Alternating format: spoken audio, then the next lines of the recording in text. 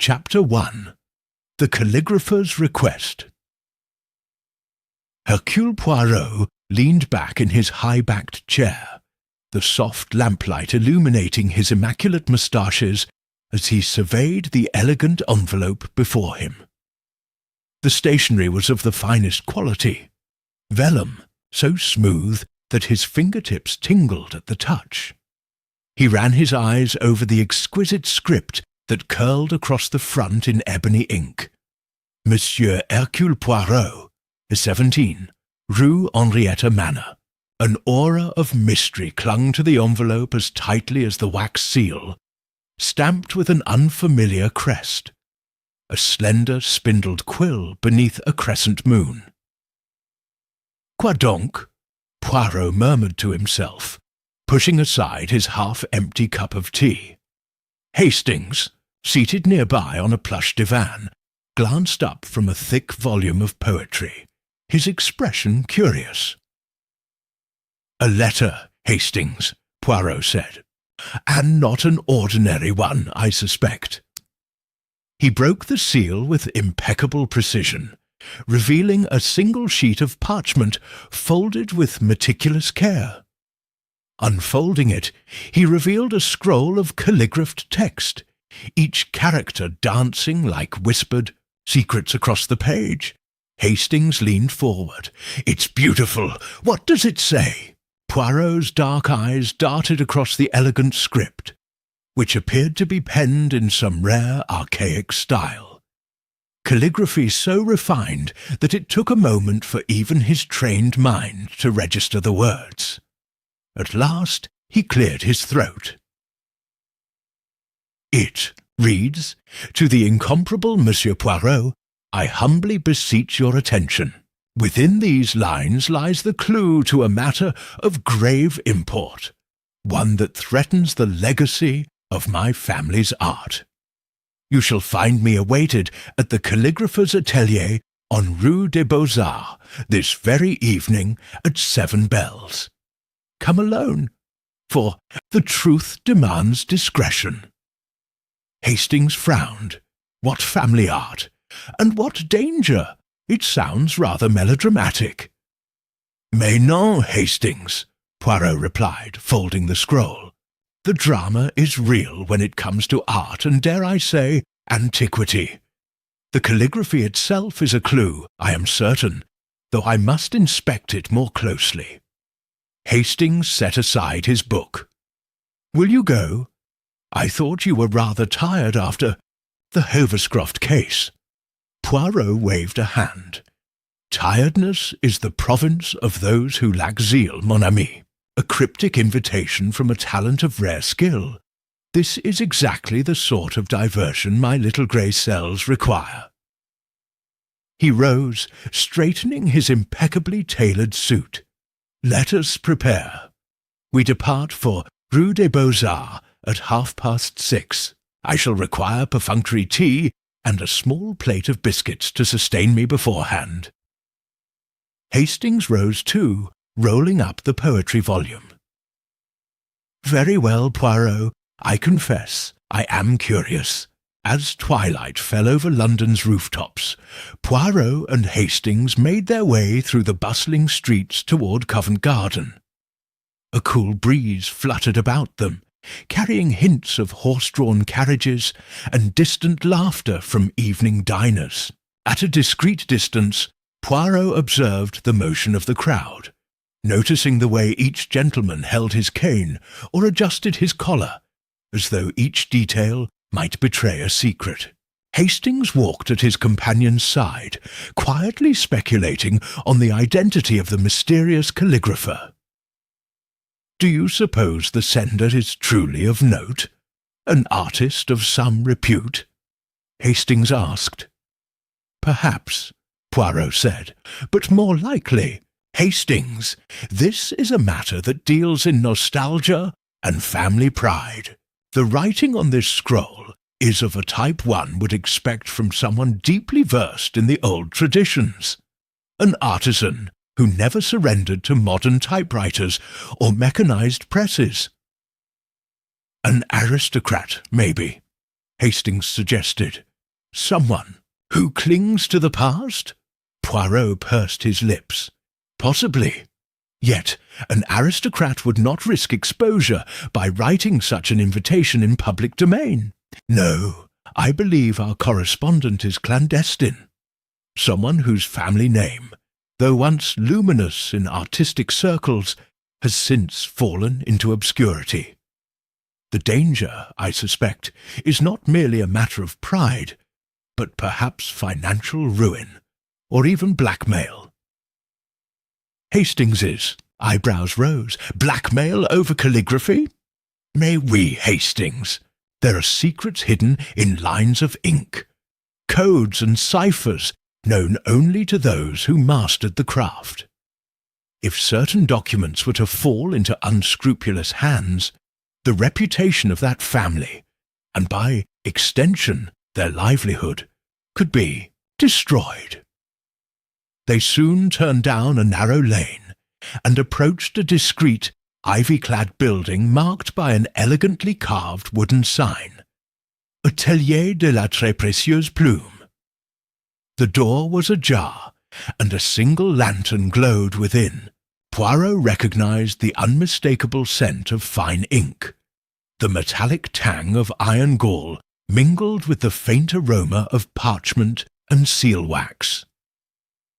"Here we are," Poirot announced.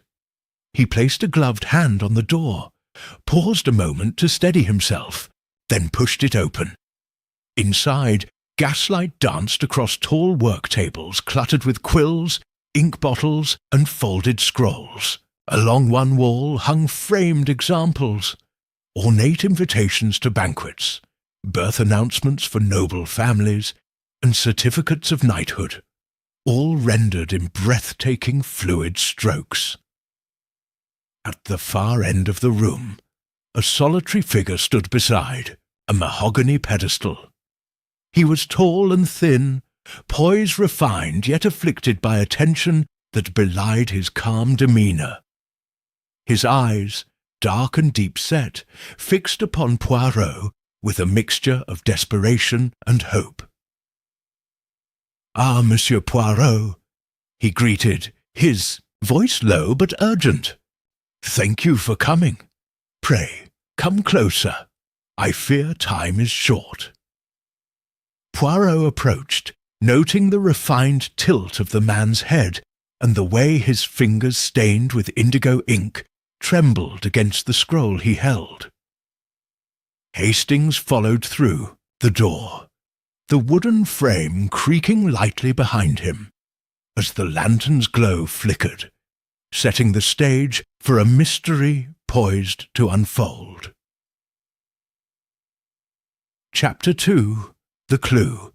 Embedded in ink, Poirot's keen eyes studied the calligrapher as the man's quivering hand extended a parchment. Hastings, standing behind Poirot, noted the urgency etched on the caller's brow. "Monsieur Poirot," the calligrapher began in a low voice, "I am Etienne Vallon. My family has crafted manuscripts for generations. Recently, upon my father's death, we discovered a secret hidden within a scroll my grandfather acquired. When he vanished a decade ago, he left this scroll behind." Poirot inclined his head. "Explain, monsieur." Etienne laid the scroll on the table. "It commemorates a marriage between noble houses centuries ago. But hidden within the flourishes is a cipher, a map to a collection of relics, priceless to some, ruinous to our reputation if exposed. Since I received the scroll, I have been threatened. Anonymous letters demand I surrender it or face disgrace." Poirot, stroking his moustache, murmured, "Threats? Blackmail?" Etienne nodded. "If the secret reaches the wrong hands, the Vallon name is dishonoured. Worse, some collectors might kill for such knowledge. My grandfather hinted these relics prove our lineage's significance." Poirot leaned over the scroll. "Observe, Hastings, These tiny dots above certain letters form a pattern. He pointed along the margin. Coordinates, perhaps. Hastings examined closely. They do appear deliberate, like a code. Etienne continued. My uncle Lucien, who now controls the atelier, demands the scroll. He says we should auction it to pay debts. I believe he intends to fund unsavory ventures. He visited me 3 nights ago. When I refused, he warned me to disappear. Poirot's expression hardened. You suspect your uncle? Etienne bowed his head. Yes, monsieur. But there is also Matthias Devereux, a rival calligrapher disgraced when my cousin inherited the atelier. Matthias's works command high prices among secretive collectors. He too might seek the secret. Poirot tapped his finger.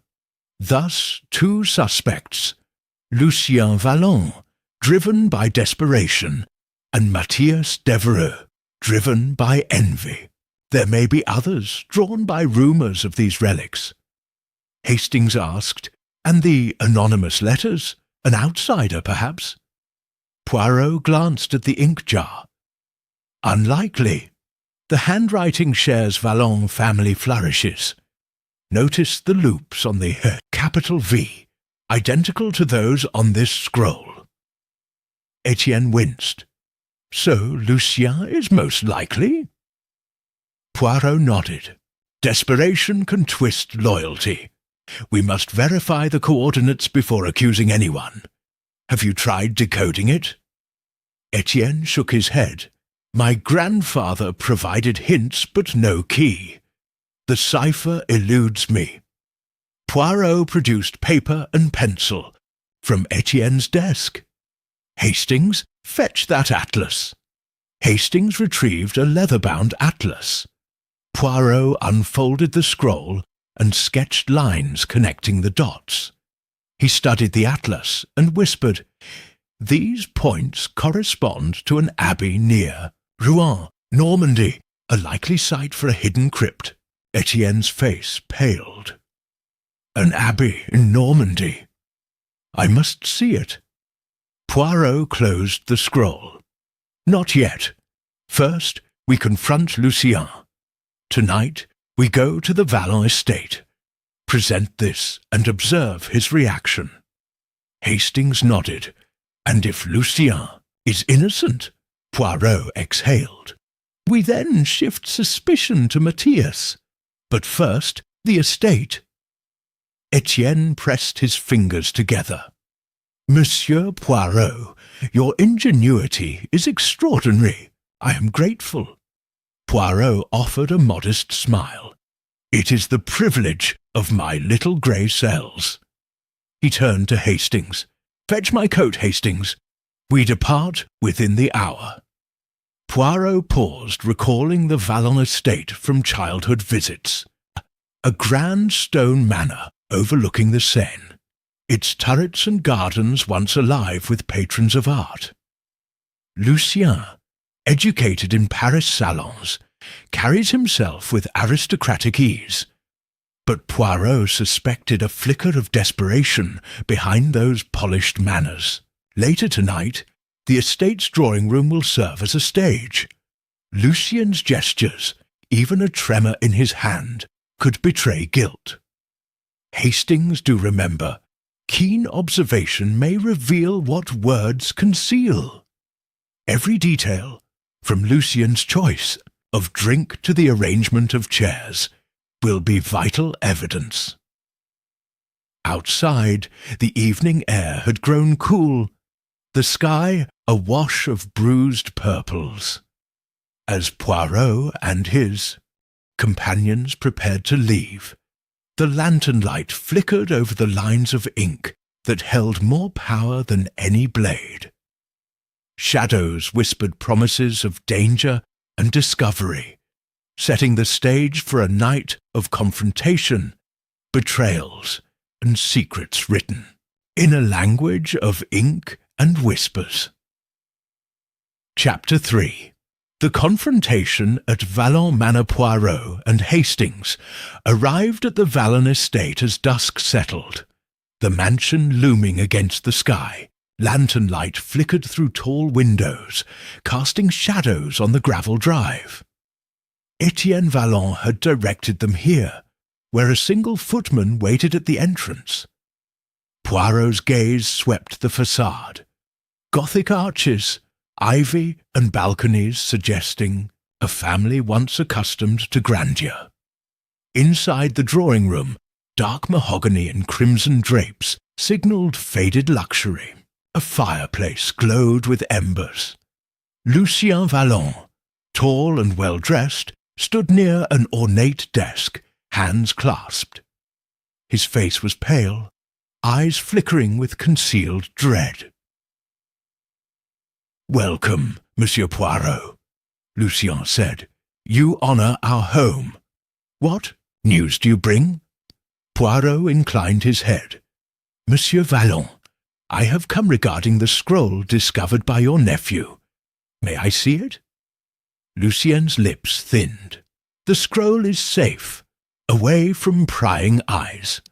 I have read parts. It is merely an old marriage contract. Might I examine it myself, monsieur?"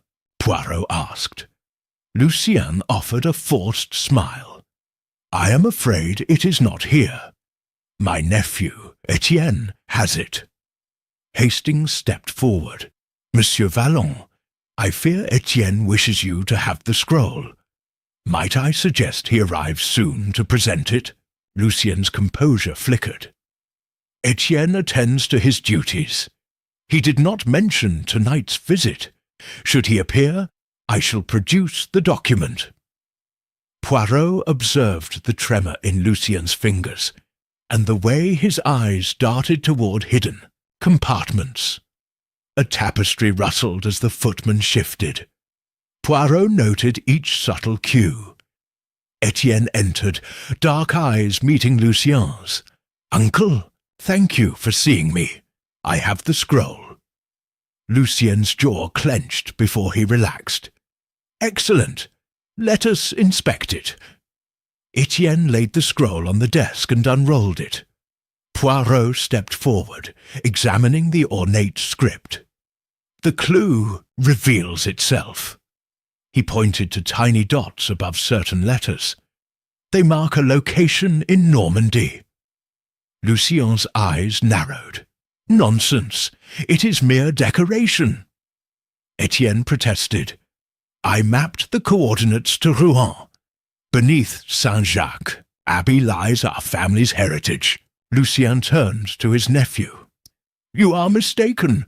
Father warned against such folly. We must protect our name."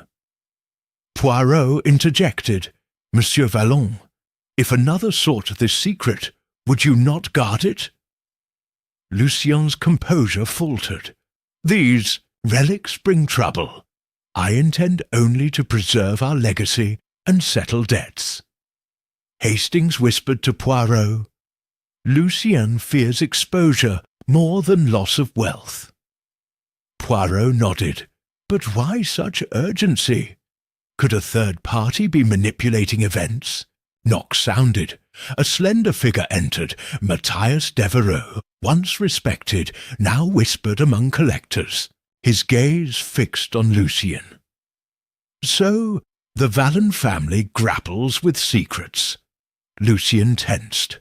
"Matthias, I did not expect you." Matthias bowed with a sardonic smile. "News travels swiftly. Etienne informed me. I wish to ensure the scroll survives. Worthy hands." Etienne glared. "My cousin, you betrayed my father. Your presence is unwelcome." Matthias circled the desk, eyes on the scroll. "Perhaps this document proves the Vallon legacy true, or false. I require study." Poirot watched Matthias's poised demeanour. "Monsieur Devereux, shall we examine it together?" Matthias's lips curved. "More, I intend to preserve calligraphy's purity. Lucien's face darkened. "Your self-interest is plain." Tension crackled. Poirot spoke. "Let the scroll remain here until I have fully inspected it. All parties may stay." Lucien's jaw tightened, but he nodded. Matthias offered a curt salute. Etienne looked between them, hope and fear mingling. Poirot sat beside the desk. "Let us discuss this family's art. Each flourish may reveal more. Monsieur Vallon, when did you first suspect coordinates within this document?" Lucien swallowed. "When Etienne insisted on analysis. Before that, I thought them decorative. When my father died, I sought only to claim property and settle affairs. Poirot's dark eyes probed. Claiming property may imply disposing of evidence." Lucien's silence suggested reluctance. Hastings took notes, aware that any slip could betray guilt. Hastings, standing near the window, observed faint figures moving beyond the glass, a sign that more eyes might be watching. As night deepened, the hearth's glow flickered. In the ornate room, loyalties shifted. Poirot tapped his fingers, poised to uncover the next deception. The scroll lay central, an innocuous piece of art, yet dangerous under that roof. A secret awaited below. Chapter 4. Shadows and Suspicions. The embers in the fireplace glowed low as Poirot leaned back, steepling his fingers. The scroll remained unfolded on the desk, its pale parchment reflecting the lamplight. Lucien Vallon and Matthias Devereux stood opposite each other, each radiating tension. Etienne hovered nearby, torn between loyalty to his uncle and hope in Poirot's guidance. Hastings observed from a corner, noting the slightest quiver of Lucien's hand as he clasped his waistcoat.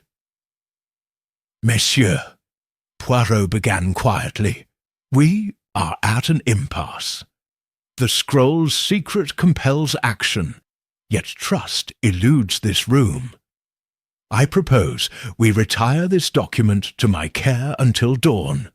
You two gentlemen," he inclined his head toward Lucien and Matthias, "must provide assurances that neither will seek it before then."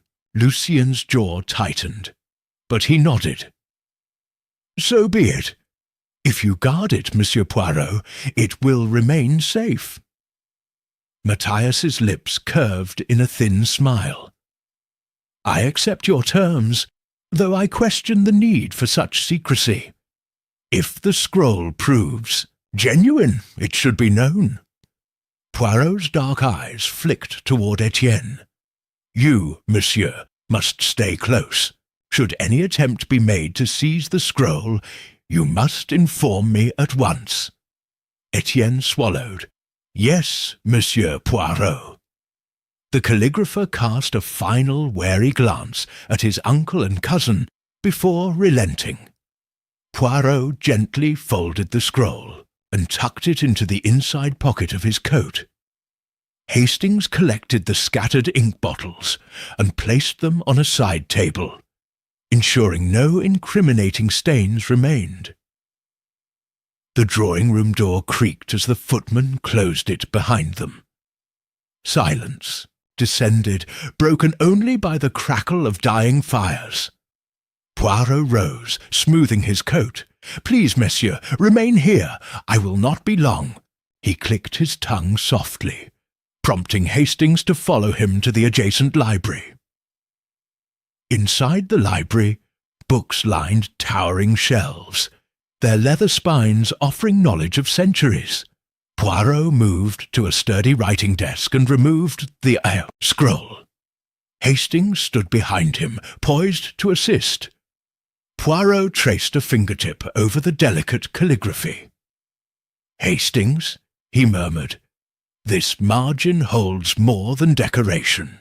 See these finer dots near the bottom edge?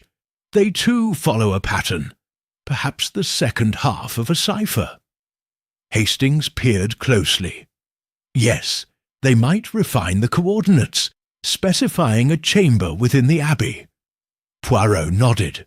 Precisely. 2 sets of coordinates, one pointing to Saint-Jacques Abbey, the other to a tomb within. He sketched lines connecting the dots, confirming his suspicion. These relics lie not simply beneath the nave, but in the crypt adjacent to the altar. The family likely kept them there until my grandfather retrieved them. As Poirot spoke, a distant creak echoed through the hall. Hastings tensed. Poirot's eyes narrowed. Someone approaches. They stepped quietly to the library door. Through the crack, Poirot observed Lucien pacing in the hallway.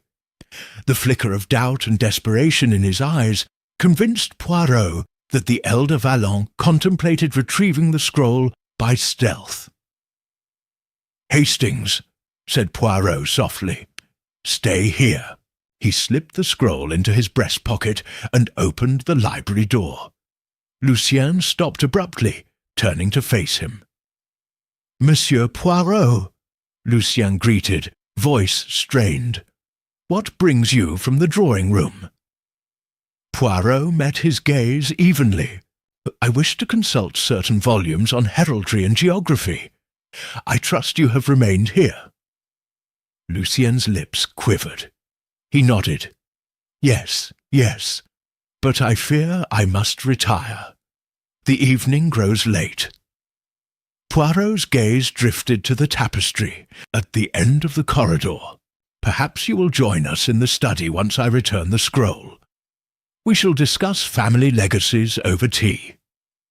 Lucien hesitated, then bowed stiffly. "Très bien." Poirot returned to the library, glancing at the doorway to confirm Lucien's departure. As soon as his footsteps faded, he exhaled. "Hastings, I believe Lucien seeks to seize the scroll. We must remain vigilant." Hastings nodded. "Should I stand guard here?" "No. I propose we lock this library door and observe from the drawing-room. Lucien will likely be drawn to the desk where the scroll lay. We can confront him then." The Quai relocked the library door and slipped back through the hallway. As they entered the drawing-room, they discovered Etienne pacing near the fireplace. Matthias stood beside him, arms crossed. "Monsieur Poirot," Etienne whispered, "my uncle seemed troubled. He left the drawing-room very quietly." Poirot's dark eyes flicked to Matthias. "And you, monsieur? Did you notice anything?" Matthias glanced at Poirot, his expression inscrutable. "Only that you left for an extended moment. I assumed you needed time to deliberate on your findings." Hastings spoke softly. "Monsieur Devereux, the scroll contains more than mere ornamental calligraphy. If Lucien grows desperate, he will try to take it." Matthias shrugged. "Let him try. I will be here to witness." A sudden clap of thunder rattled the windows. Etienne jumped at the noise. Poirot's gaze shifted between the two men. "A storm approaches. The rain will keep anyone from leaving swiftly." Lightning flashed, illuminating the ornate ceiling and casting wavering shadows across the room.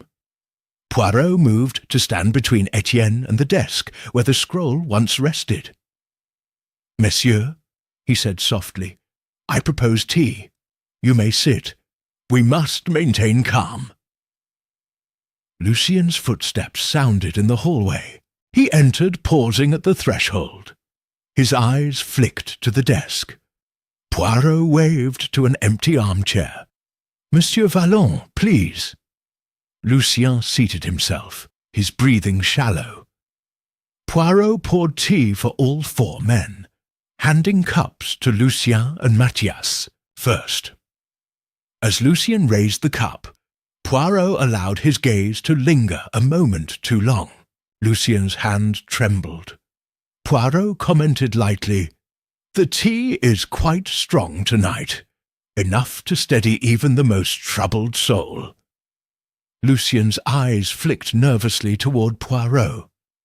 He set his cup down with careful precision. "Merci, monsieur. Poirot." Etienne and Matthias exchanged glances while steam curled from their cups. Outside, rain lashed against the windows.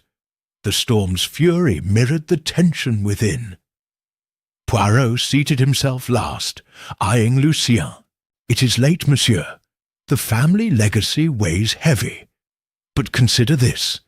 Removing the scroll now would prove futile, for I know its message. Should you attempt to retrieve it, your guilt will be evident." Lucien's shoulders slumped. He closed his eyes, as though wrestling with his conscience. After a long moment, he sighed and looked to Poirot. "You are too clever, Monsieur Poirot.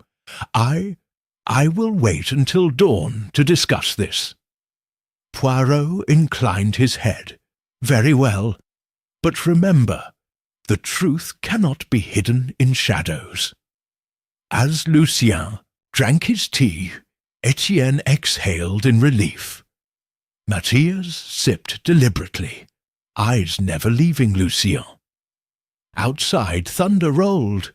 Inside the Vallon estate's secrets stirred, waiting for daylight's revelations. Chapter 5. The Journey to Normandy. Next morning dawned pale and grey, thick clouds drifting above as though reluctant to reveal the sun. Poirot rose early, dressed with meticulous care, his suit pressed and his tie knot perfectly symmetrical. Hastings joined him in the small breakfast room, where the remnants of last night's tension hung in the air like a stubborn mist.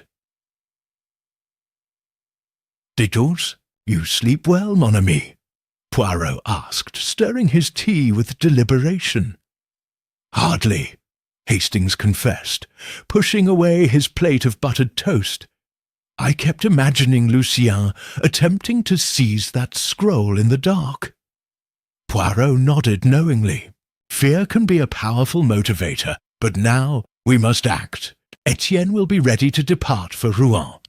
Your carriage awaits outside, and I have arranged for a discreet guide who knows the back roads. We wish no embarrassment for the Vallon name." Hastings drained his cup. "I suppose this journey must be secretive. Only Etienne, Monsieur Poirot, and myself." "And Etienne's servant for luggage," Poirot added. "Lucien remains here to tend to the estate's affairs. Matthias, I suspect, will not follow. He has claimed he wished only to preserve the scroll's integrity, but his intentions remain suspect." Hastings folded the map Etienne had provided. "This map seems plain, but I see the abbey's outline, near Rouen. How far is it from here?" "Approximately 100 miles by carriage, maybe more if we take the winding routes," Poirot said. "We must reach Saint-Jacques-Abbé before nightfall. The crypt, as indicated, lies beneath the altar. A storm may again impede us, but we shall proceed carefully." Etienne arrived in the hallway, lantern in hand, his expression determined yet anxious. "Monsieur Poirot, the carriage is prepared. Shall we depart?" Poirot offered his arm. "Once, monsieur, time is of the essence." Outside, the morning air was crisp. A sturdy horse-drawn carriage waited at the wrought-iron gate, its hood down. Etienne's servant loaded a small trunk and a satchel onto the rear platform. Hastings and Poirot settled inside, while Etienne climbed beside the driver, his pale face set like marble. "Off we go!" the driver announced, cracking his whip. The carriage jolted forward, rattling past neatly trimmed hedges and fading roses. Hastings peered out as the mansion receded behind them. its spires disappearing into the low-hanging clouds. For a family of calligraphers, Hastings mused, the Vallons seem plagued by secrets at every turn. Poirot sipped his tea, eyes sharp. Secrets are the currency of artistry, Hastings. Yet, when art conceals truth, trouble ensues. The road to Dover stretched before them, twisting through small villages where early risers tended gardens and milked cows. Poirot observed each passer-by, noting how they carried themselves, as if expecting danger in the mundane. Etienne sat rigidly, his fingers fumbling with a small piece of parchment, presumably a duplicate sketch of the cipher. I taught myself to read the code last night, Etienne confided, his voice low. If you study these lines, you will see the way to the crypt more clearly. Poirot took the parchment. Merci. Indeed, the pattern is more precise here. Your grandfather's handwriting, elegant yet exact, points to a hidden chapel beneath the main abbey floor. We must look for a single tile etched with a fleur-de-lis. Beneath it lies a trapdoor. Hastings glanced at Etienne. How did your grandfather discover all this? Etienne exhaled. He was a prodigy. As a young man, he travelled throughout France, studying with monastic scribes. He uncovered a legend describing our ancestors as secret custodians of relics donated by the Norman dukes. When he returned to Vallon, he had many questions, but few whispered answers. A sudden gust of wind rattled the carriage's window. Dark clouds gathered, and first droplets of rain began to patter. Hastings pulled his coat tighter. This storm again, I feared. Poirot's eyes narrowed. Nature conspires to test us. But see there. He pointed toward a distant spire. Rouen Cathedral. We approach the city. From here, we cross the Seine and head east toward the abbey. They alighted near a quiet quay, the river's surface rippling under the grey sky. Etienne paid the driver and asked for directions to a small inn just outside the city walls, where horses could be exchanged. Hastings helped lift the luggage as Poirot spoke to Etienne. Monsieur Vallon, once the horses are ready, we must make haste. I wish to arrive at Saint-Jacques-Abbé before dusk, if possible. Etienne touched the brim of his hat. Yes, Monsieur Poirot. I have arranged for a local guide who knows the abbey grounds. Poirot nodded approvingly. Very good. In meantime, Hastings and I shall ready ourselves with supplies, torches, rope, and a pick for the trapdoor. They hurried into the inn's dimly lit stable yard, greeted by the sight of a handsome chestnut mare and a sturdy gelding. The guide, a broad-shouldered man named Luc Fortier, stood near, his boots caked with mud. Monsieur Vallon, he asked, tipping a worn cap. I'm here to lead you to Saint-Jacques. The storm will make the paths muddy, but I know the way. Etienne stepped forward. Merci, Luc. The entire Vallon family thanks you. Luc nodded, his expression stern.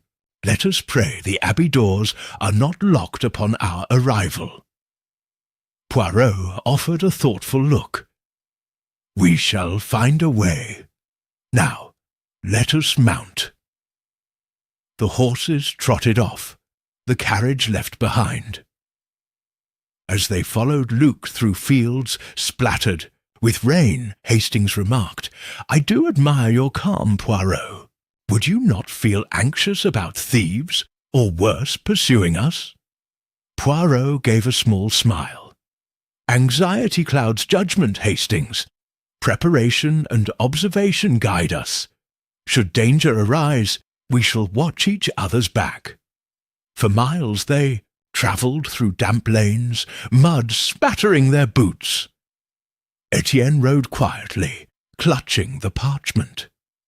Luc led the way, pausing only to scowl at branches obstructing the path. At last the tempest worsened, fierce wind whipping the horses' manes.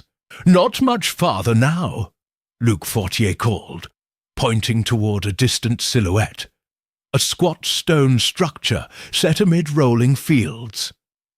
The moss-covered walls of Saint-Jacques Abbey loomed in the mist like a ghostly sentinel. Poirot inhaled deeply as they approached. "Hastings, Etienne, prepare yourselves. Within these stones, our quest and our peril await.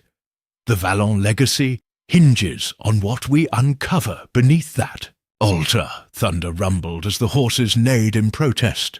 The Abbey's heavy wooden doors stood shut.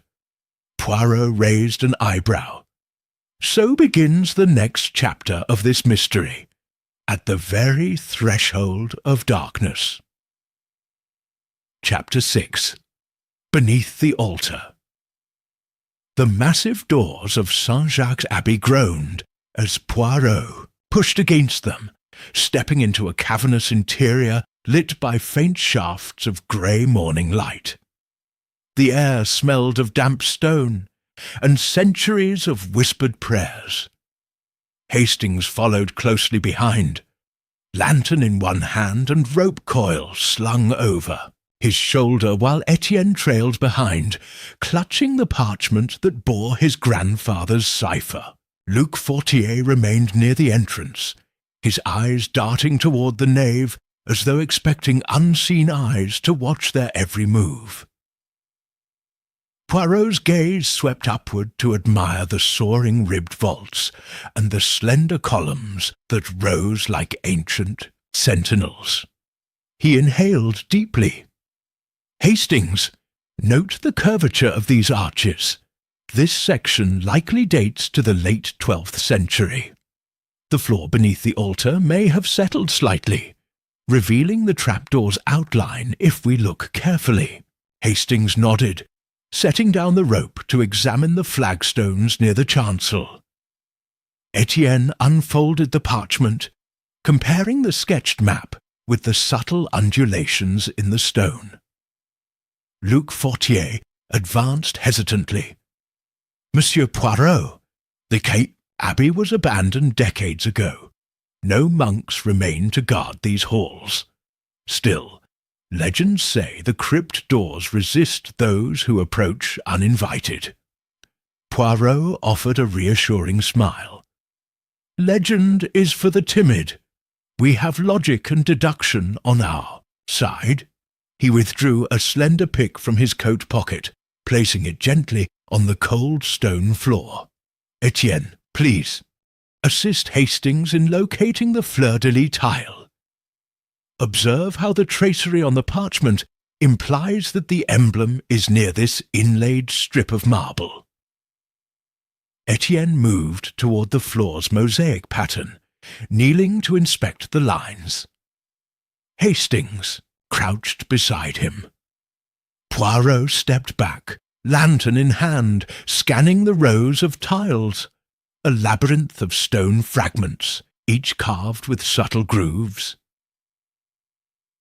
"Here," Hastings murmured, pointing to a single tile edged by a faint crescent of lighter stone. Etienne's fingers brushed the design, a delicately carved fleur-de-lis, its petals worn by time. A hush fell over the group as they realized they had found the correct marker. Poirot knelt to examine the edges. "The trapdoor's seam is almost invisible but for this slight depression. Gently, Hastings, tug. There may be a latch beneath." Hastings slid his fingers under the tile's edge, finding a small iron ring. He pulled with care, and with a muffled groan of centuries-old hinges, the tile tilted back, revealing a narrow recess. A faint cold draught ascended from the darkness below. Etienne swallowed. Beneath lies the crypt. My grandfather warned me. Go with caution. Once inside, the corridor's narrow, and caution is paramount. Poirot probed his lantern forward, illuminating a steep flight of stone steps spiralling downward. Stalactites of damp mineral clung to the ceiling far below. He offered his hand to Etienne. Lead the way, but Bertrand, he nodded to Luc Fortier, stand guard above. If any follow, you must prevent interference. Luc bowed, withdrawing to the steps' entrance. I will remain vigilant, Monsieur Poirot. Etienne descended first, lantern held high. Hastings followed, placing each foot carefully on the worn steps. Poirot brought up the rear, scanning the uneven walls for hidden grooves or inscriptions. At the bottom, they emerged into a low-ceilinged chamber lined with tombs of carved stone. Faint inscriptions in Latin ran along the walls. Hic requiescit canonicus, memoria retinentur, words praising long-forgotten abbots. The air smelled of moss and dust, mingled with the faint metallic tang of buried earth.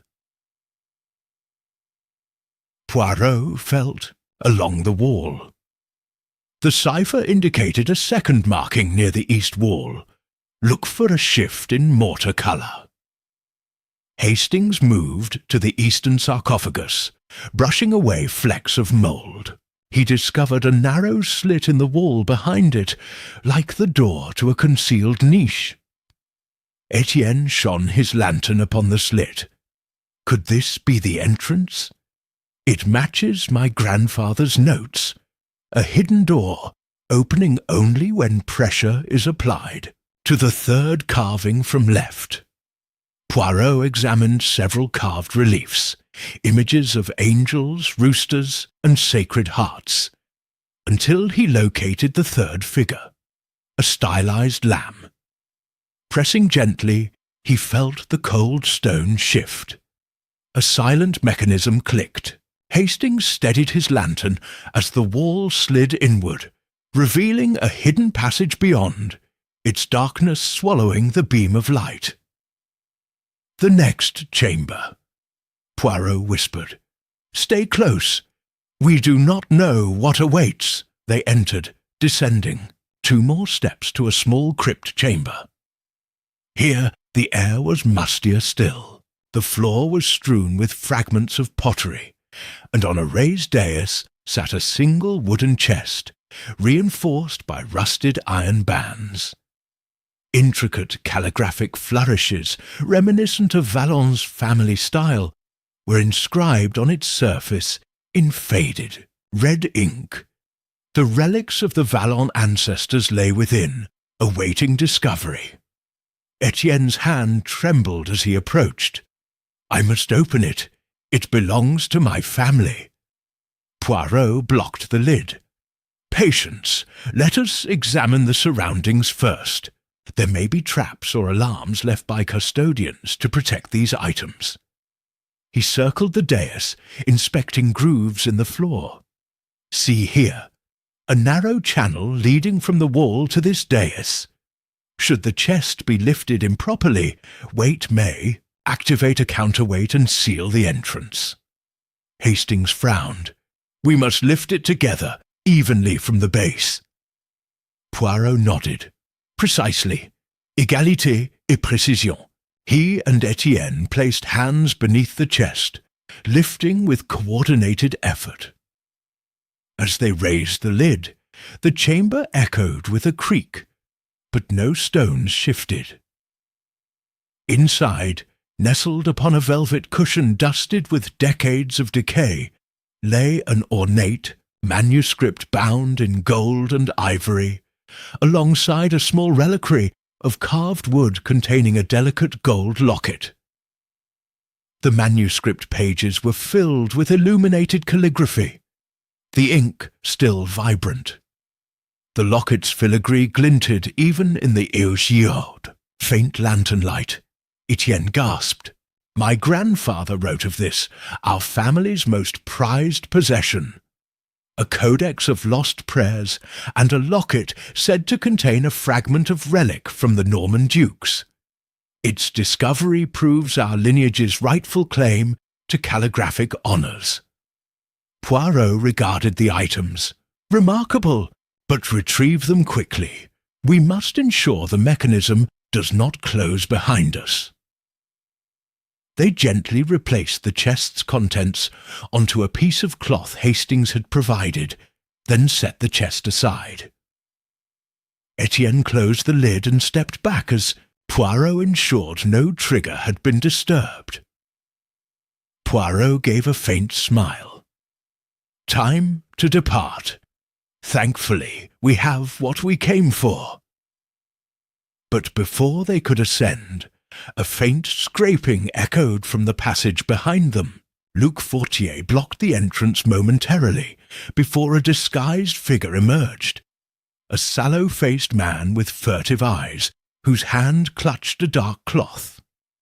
The stranger lunged forward, slamming the entrance shut. As the stone slid home, the crypt plunged into darkness, the lone lantern's flame guttering. Etienne stammered. Who are you? The man's voice hissed low. I am neither Vallon nor Devereux. I was sent to seize these relics for another. He brandished a slim dagger, its blade glinting. Step aside, or meet your doom. Poirot remained calm, his lantern flickering. Monsieur, you would do well to consider your actions. Violence corrupts art as surely as theft does. The intruder's lips curled. Art is worthless without power. He lunged at Poirot. Hastings reacted, catching the dagger-wielder's wrist, twisting it until a pained groan escaped. As the man dropped the weapon, Luc Fortier burst into the chamber, lantern held aloft. Master, Etienne's uncle hired me to protect these goods, Luc announced, recognizing the man. This scoundrel, he spat, was paid by Matthias Devereux to ensure no one claimed the scroll's secret. Poirot's eyes narrowed. Matthias's treachery knows no bounds. Hastings, restrain him. Etienne, take the codex and the locket. Luc, see that our retreat remains clear. As Luc seized the intruder's arms, Hastings bound his wrists with the rope. Etienne cradled the manuscript and reliquary, awe shining in his eyes. Poirot surveyed the hidden crypt, aware that the Vallon legacy was safe for now, but only just. The storm outside roared as thunder rattled the rafters. Lantern light danced on cold stone.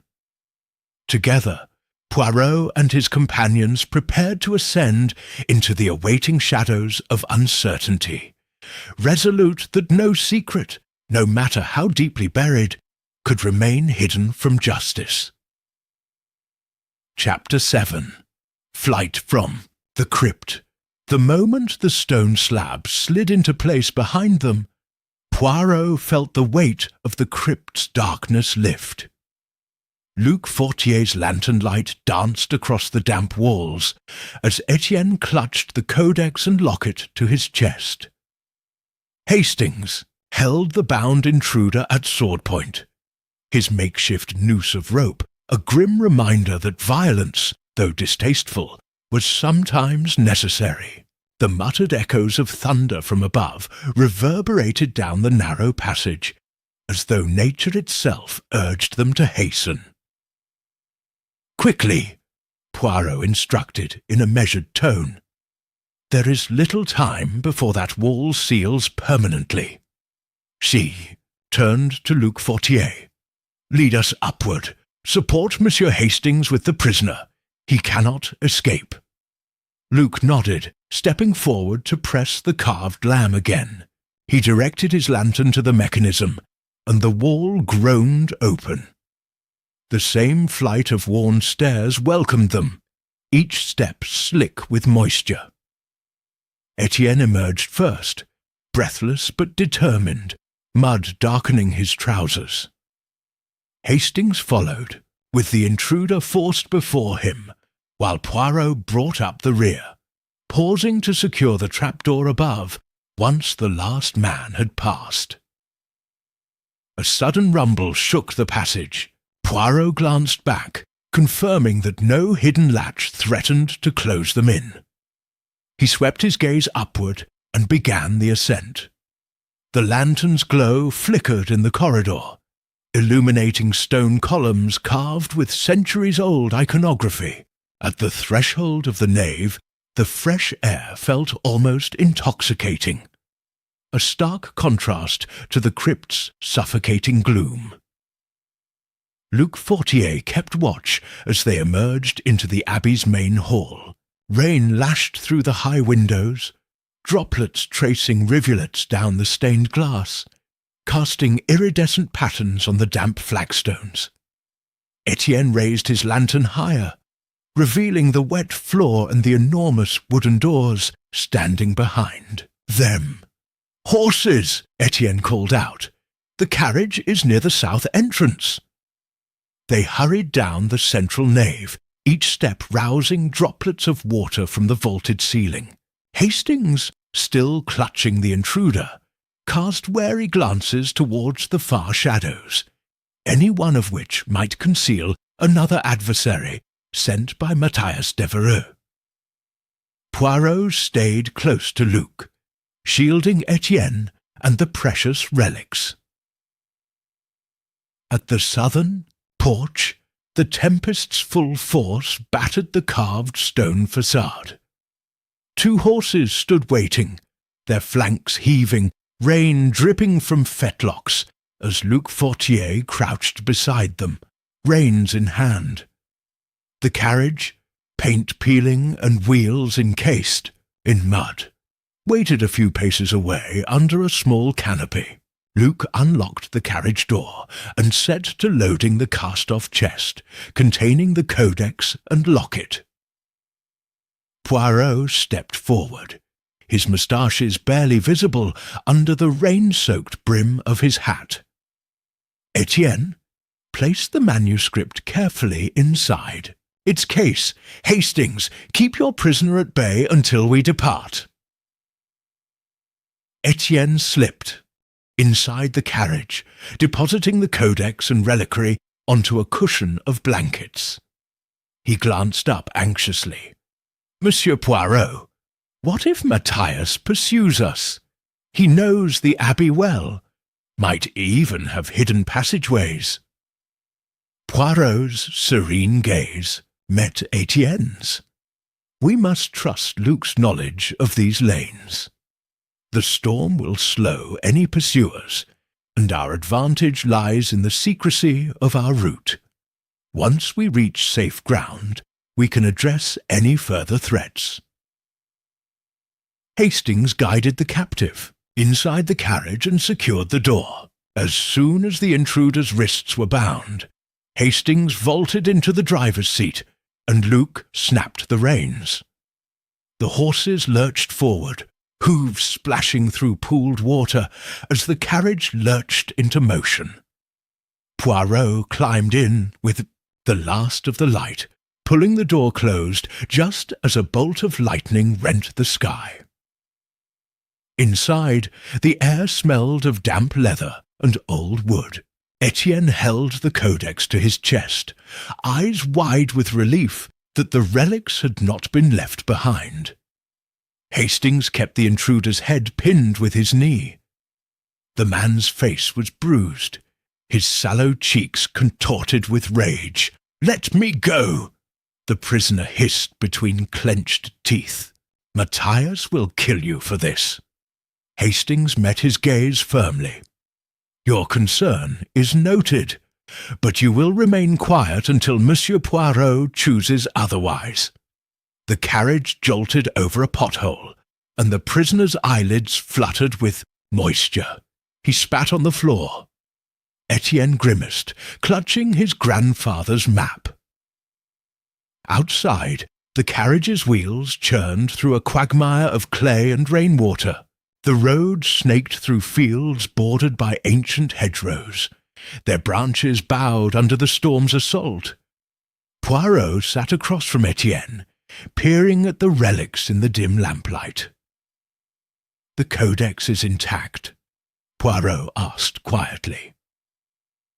Etienne opened the codex's clasp briefly, revealing pages of luminous script and gold leaf, still shining despite the damp.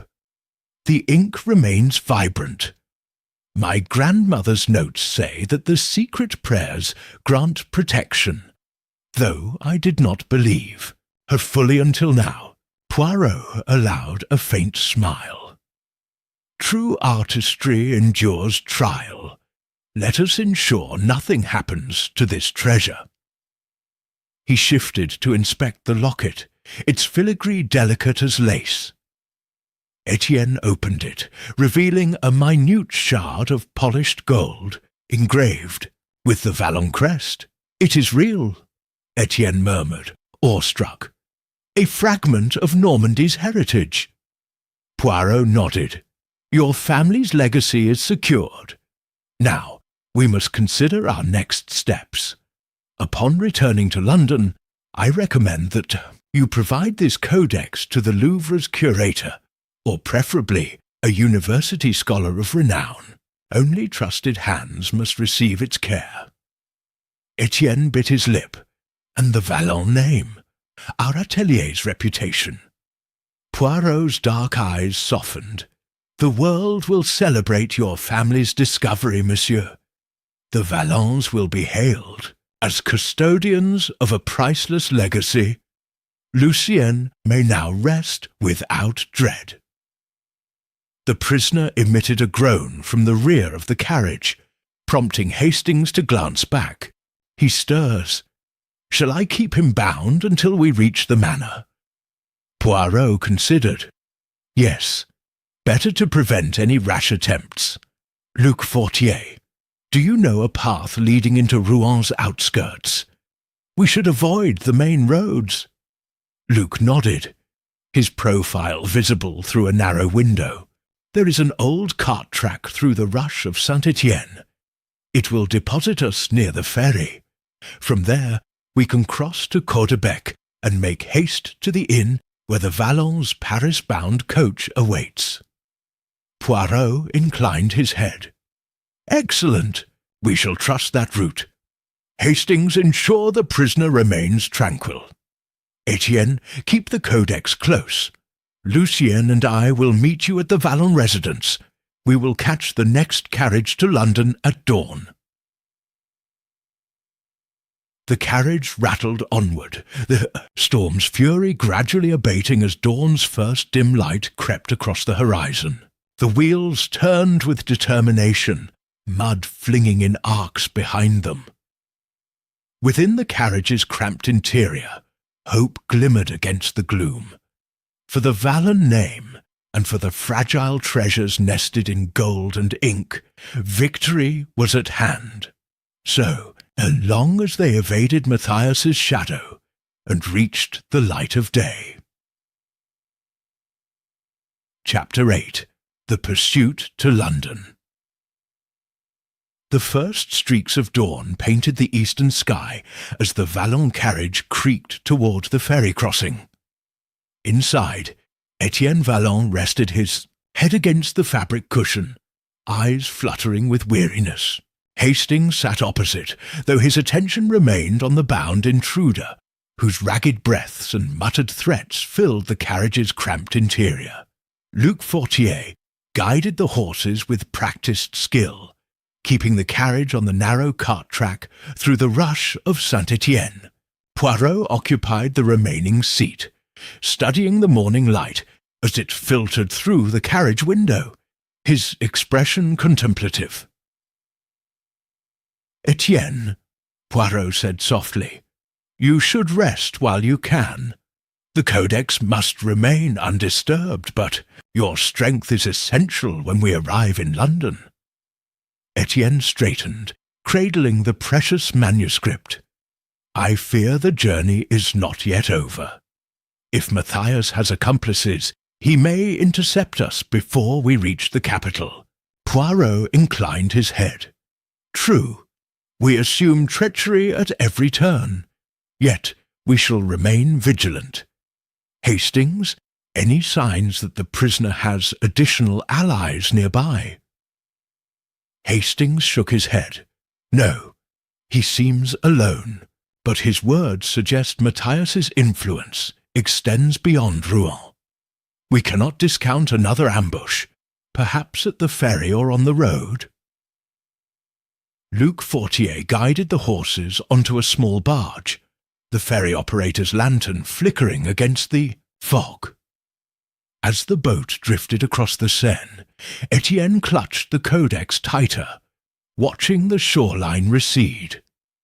The ferryman offered no greetings, his eyes fixed on the mist-shrouded water. A faint sense of unease rippled through the group as they disembarked on the opposite bank. Marshy fields stretched away, broken only by a distant hamlet. "From here," Luc murmured, "we take the road to Caudebec and aim for the Paris-bound coach at Léry. We must make haste. The next departure is at 10 o'clock." Poirot nodded, glancing at his watch. "We have limited time. We shall proceed on foot to avoid drawing attention. Lucien and Hastings accompany Etienne. I will follow more cautiously, ensuring no one trails us too closely." Hastings brought the carriage to a stop, allowing Etienne and Luc Fortier to step onto the dewy grass. The morning mist clung to their coats as they stowed the codex in a small satchel. Hastings released the prisoner, pushing him to his knees. "You will walk beside us, silencio unless spoken to, and keep your eyes down. Should you try to flee or signal an accomplice, you will face worse than death." The intruder spat a curse, but complied, dragging his bound hands behind him. Etienne led, lantern tucked under his arm, followed by Hastings and Luc. Poirot paused to examine the carriage, ensuring nothing was forgotten, then set off behind them. The road was near empty, a few farmers tending fields in the distance. No sign of any observer, but Poirot's senses warned him that the calm was deceptive. They reached Caudebec by mid-morning, a small cluster of dozen cottages nestled along a bend of the Seine. Etienne hesitated outside a wayside inn where a battered coach awaited. A guard in a muddy uniform stood beside the driver, scrutinizing each passenger. Poirot watched as Etienne produced a discreet invitation from Lucien, ordering passage to London, then handed over payment for their seats. The guard nodded without comment, permitting them to join a handful of travellers. 2 merchants with burlap sacks, an elderly widow carrying a parcel, and a military courier in uniform. Hastings guided the captive to a seat in the coach's rear, the prisoner's gag removed but his wrists still bound. Etienne climbed inside, placing the codex beneath his cloak. Luc Fortier lingered to arrange the horses before stepping into the coach last. Poirot rose to follow, but as he approached, a flicker of movement caught his eye. A dark figure in the mist crouched near a barn. Poirot froze. The figure's posture suggested readiness to strike. It vanished behind the barn's weathered planks. Poirot's heart quickened. "Hastings," he hissed, "do not appear alarmed, but remain prepared." Hastings nodded subtly, seating himself next to the captive. Poirot climbed into the coach last, sliding into a seat beside Etienne. The guard slammed the door shut. Immediately, the coach lurched forward, its wooden wheels clattering over cobblestones as it wound toward Léry. Outside, the mist clung to the river, and the figure near the barn had vanished like a phantom. Within the coach, whispers traversed the narrow aisle, merchants discussing grain prices, the widow offering polite nods, the courier reading dispatches. Etienne's knuckles whitened as he clutched the codex. Poirot observed him calmly. "Monsieur Etienne, recall that code. Matthias may attempt to seduce a guard or create a diversion.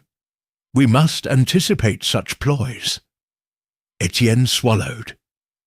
"I will remember, Monsieur Poirot." As the coach rumbled onward, supplies of biscuits and water were offered. Poirot accepted a biscuit, nibbling thoughtfully. Outside, the road stretched through rolling fields toward Caudebec high road, leading eventually into Paris. Yet their destination lay farther north, London. At Léry, they would transfer to the Dover stage. The carriage slowed as it entered Léry. A cluster of soldiers formed a makeshift checkpoint, no more than 24, but their vigilance was stern. The courier produced his papers. The guard nodded, motioning the coach onward. When it stopped, a new driver took the reins, leading horses that bore the royal insignia, each bearing the Union Jack painted on bridle straps. Hastings helped Etienne and Luc down to the ground, assisting the captive as well. Poirot followed, pocketing a small talisman pressed into his palm by Luc, Veuaid. Protective charm traced in ink, should they need to navigate the Abbey's secret passages again. The Dover stage departed within minutes, bound northward along the chalky cliffs. Inside, the coach was cramped with travellers.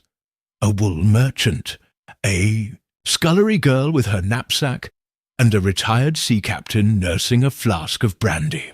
Etienne secured a seat near the captain, while Poirot settled beside a window to observe the road. Hastings positioned himself at the front, discreetly watching for any pursuit. The hours passed in tense silence. Fields blurred past. Dover's white cliffs emerged faintly as dusk began to tint the sky. Hastings tapped Poirot's sleeve. "Monsieur Poirot, I believe we are unobserved. No sign of pursuers along the cliff road." Poirot nodded, gazing at the distant sea. "The coast guards are vigilant. Any stranger attempting ambush would be noticed." He turned to Etienne. "How fare our relics?"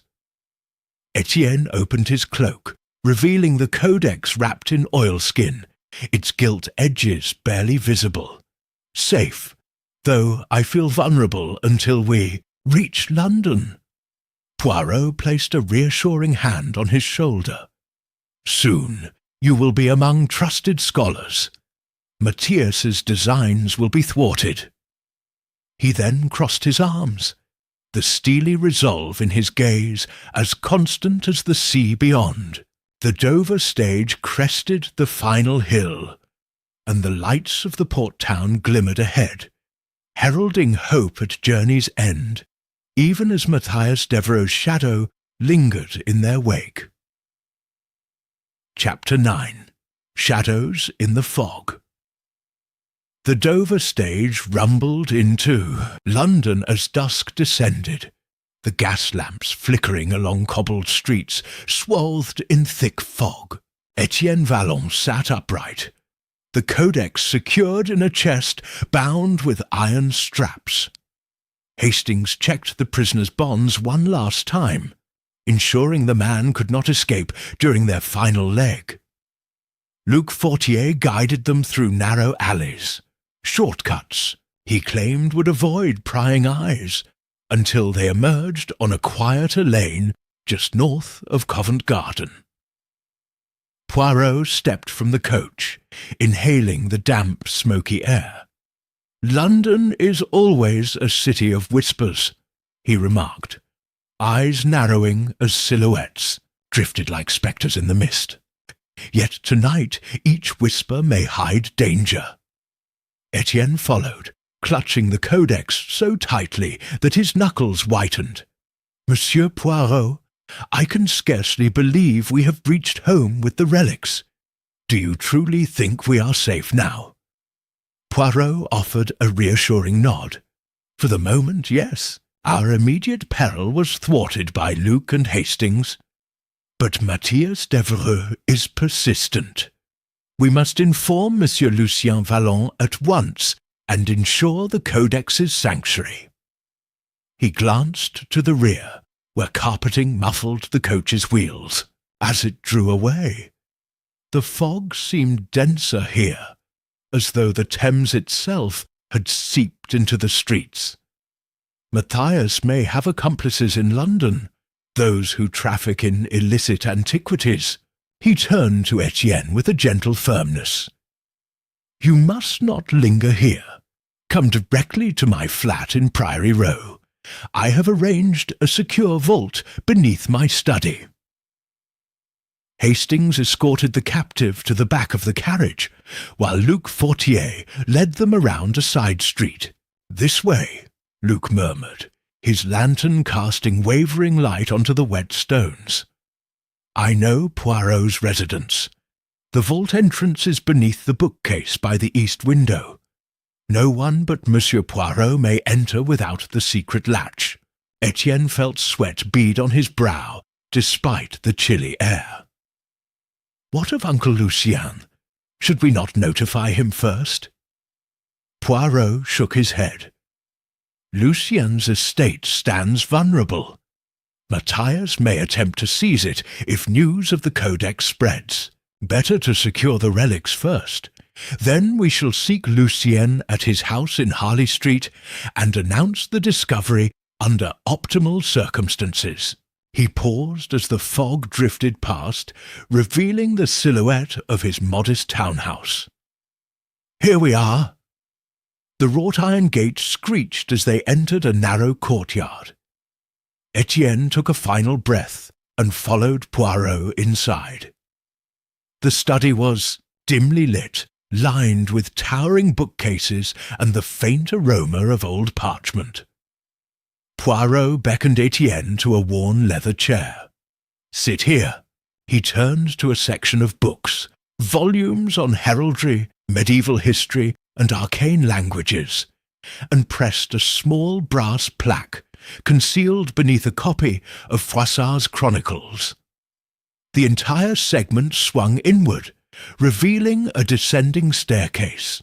Luc Fortier placed the codex gently on a velvet cushion set upon a stone plinth, while Hastings removed the locket from Etienne's satchel, setting it beside the codex. "Safe," Poirot declared, gently closing the stone door that concealed the vault. Etienne exhaled, relief mingling with lingering fear. "Thank you, Monsieur Poirot. I cannot express my gratitude enough." His voice trembled, as though trying to steady from adrenaline. Poirot laid a calming hand on Etienne's shoulder. "Rest now. At dawn, we will visit Monsieur Lucien Vallon. But tonight, you must guard this location with Luc Fortier and Hastings. Matthias may attempt nocturnal theft, relying on the fog to conceal his approach." Etienne nodded, resolving to remain vigilant until first light. Luc Fortier stood ready by the staircase, lantern in hand, while Hastings stationed himself near the study door. Poirot crossed to the adjacent drawing-room and donned his overcoat. "I will fetch Lucien now, personally." Etienne rose, attempting to follow, but Poirot placed a gentle hand on his arm. "No, monsieur. You remain here. I will see Lucien alone. Leave Luc Fortier with instructions to unlock the vault for Lucien only at my command." Etienne acquiesced, his eyes heavy with fatigue as he returned to his vigil. Poirot stepped into the London mist, the fog swallowing his silhouette as he made his way toward Harley Street. The gas lamps glowed like watchful eyes, illuminating damp footsteps ahead. As he approached Lucien's townhouse, a grand facade of red brick and white trim, he paused, noting the faint glow of candlelight in one upper window. He pressed the doorbell and waited. The door opened to reveal Lucien Vallon, pale and hollow-eyed, clad in a dressing gown stained with ink-spattered tears. "Monsieur Poirot," Lucien greeted, voice cracking. "What news do you bring?" Poirot studied his old acquaintance. "Monsieur Vallon, the codex and reliquary are secured. Your nephew has entrusted me with their care. I bring you word. The Vallon legacy is safe, and the world shall know the depth of your family's artistry on our terms." Lucien's shoulders sagged as relief washed over his features. "Thank God! I feared they were lost forever. But there is caution," Poirot added. "We must arrange a formal unveiling through the British Museum's Department of Antiquities. Only then can you claim rightful stewardship." Lucien nodded, as if awakening from a nightmare. Yes, we will proceed at once." Poirot reached into his pocket and withdrew a sealed envelope. "Your nephew asked me to deliver this directly." He handed it to Lucien, who opened it with trembling fingers. 2 tickets to the British Museum accompanied a letter from a respected curator, requesting immediate consultation. Lucien exhaled. He foresaw this. Etienne thought only of returning to Paris, but now our place is here, beneath the scholarly. Aye. "No time to lose," Poirot urged gently. "Return to the vault at Priory Row. There you may retrieve the relics for inspection. I shall accompany you."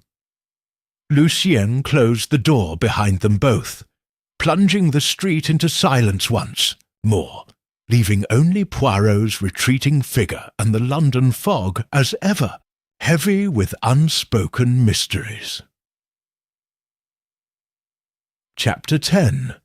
The unveiling at the Museum London's grey dawn had barely broken when Poirot, Lucien Vallon and Hastings gathered at the British Museum's Department of Antiquities. The marble floors gleamed beneath, flickering gaslights. Early staff bustled in pristine waistcoats, adjusting display cases and consulting ledgers. Etienne Vallon, having arrived shortly before, stood near a gleaming oak lectern, clutching the sealed wooden chest containing the codex and the golden locket. Lucien's eyes shone with equal parts pride and anxiety. This moment, when the Vallon family's hidden legacy would see the light of day, rested on Poirot's counsel and the curator's approval. Dr. Simon Aldridge, a distinguished scholar of medieval manuscripts, approached with measured steps. His greying beard and wire-rimmed spectacles lent him an authoritative air. "Monsieur Poirot," he greeted, bowing. "Thank you for bringing Monsieur Vallon's items to my attention. Pray, let us proceed to the private viewing room." They followed Aldridge through a labyrinth of galleries filled with relics and sculptures until they reached a side door marked Private Viewing. The chamber beyond was modest, whitewashed walls lined with leather-bound tomes, a broad oak table at its centre, and 2 tall display cases awaiting installation. Aldridge gestured toward the table. "If we might lay the artefacts here, Monsieur Vallon, I will arrange for our conservator to prepare them." Etienne unfastened the iron straps on the chest, revealing the delicate codex nestled on a velvet cushion. Its cover, inlaid with intricate calligraphy and gold leaf, glinted in the lamplight. Etienne carefully lifted it, transferring it to a cloth upon the table, then opened to display the first illuminated page. Swirling vines of red and blue ink, depicting angels and heraldic emblems. Lucien unwrapped the reliquary locket, setting it next to the codex. The curator's eyes gleamed as he examined the objects. "These are remarkable," Aldridge murmured.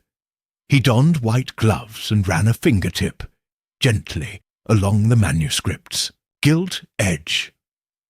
"A codex of this quality, with such vibrant illumination preserved, is unparalleled.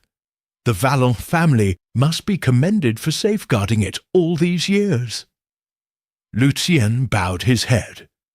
"Monsieur Aldridge, it was my brother's, Etienne's, grandfather's life's work, hidden beneath St. Jacques Abbey, until our discovery." Hastings exchanged a glance with Poirot. "It was Monsieur Poirot who guided us to the crypt's exact location. Without him," Aldridge cut him a kind smile.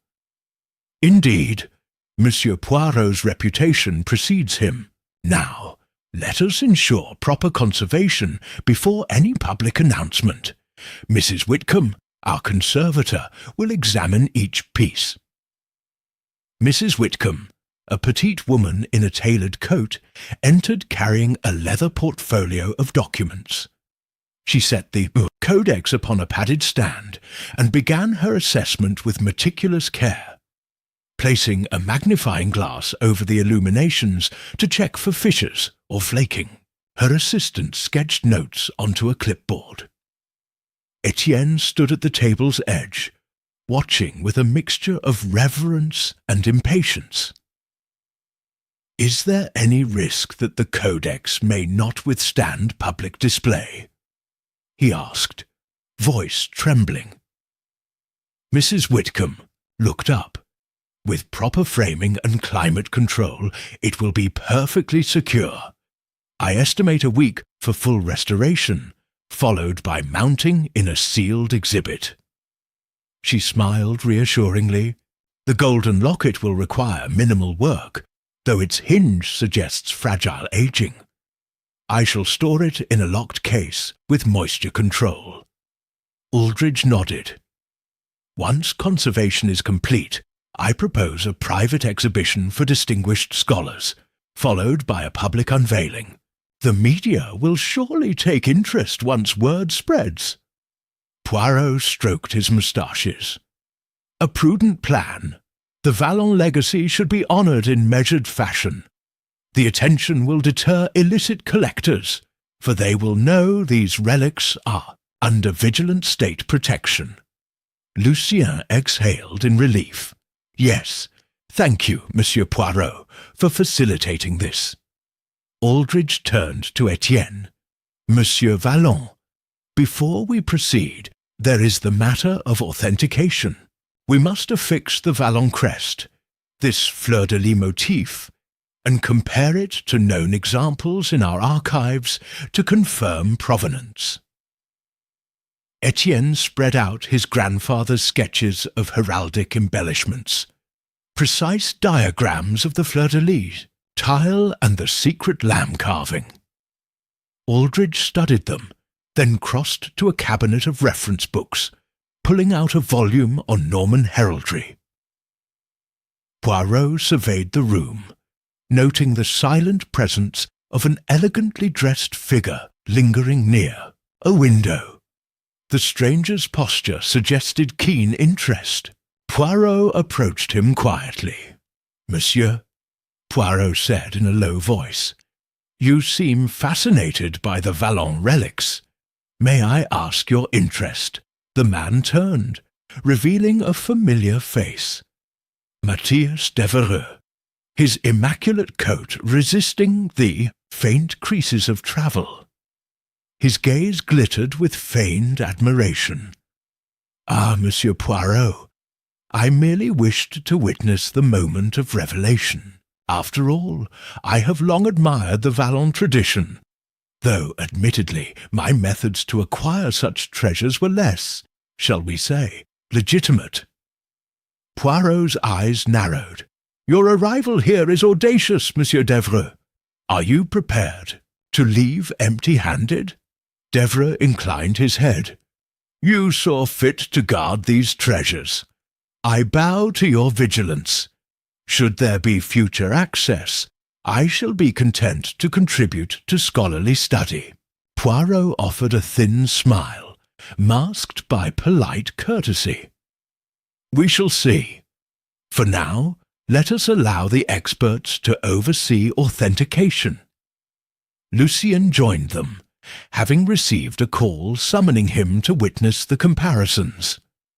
Aldridge held up Etienne's sketches alongside the crest in the reference volume, an identical fleur-de-lis intertwined with a stylized lamb. Perfect match. The Vallon family's connection to the ducal crypts is irrefutable. Etienne's chest swelled with pride. Our lineage stands confirmed. Hastings glanced toward Devereux, noting the rival's steely smile. Are you satisfied, Monsieur Devereux? Devereux inclined his head calmly. More than satisfied.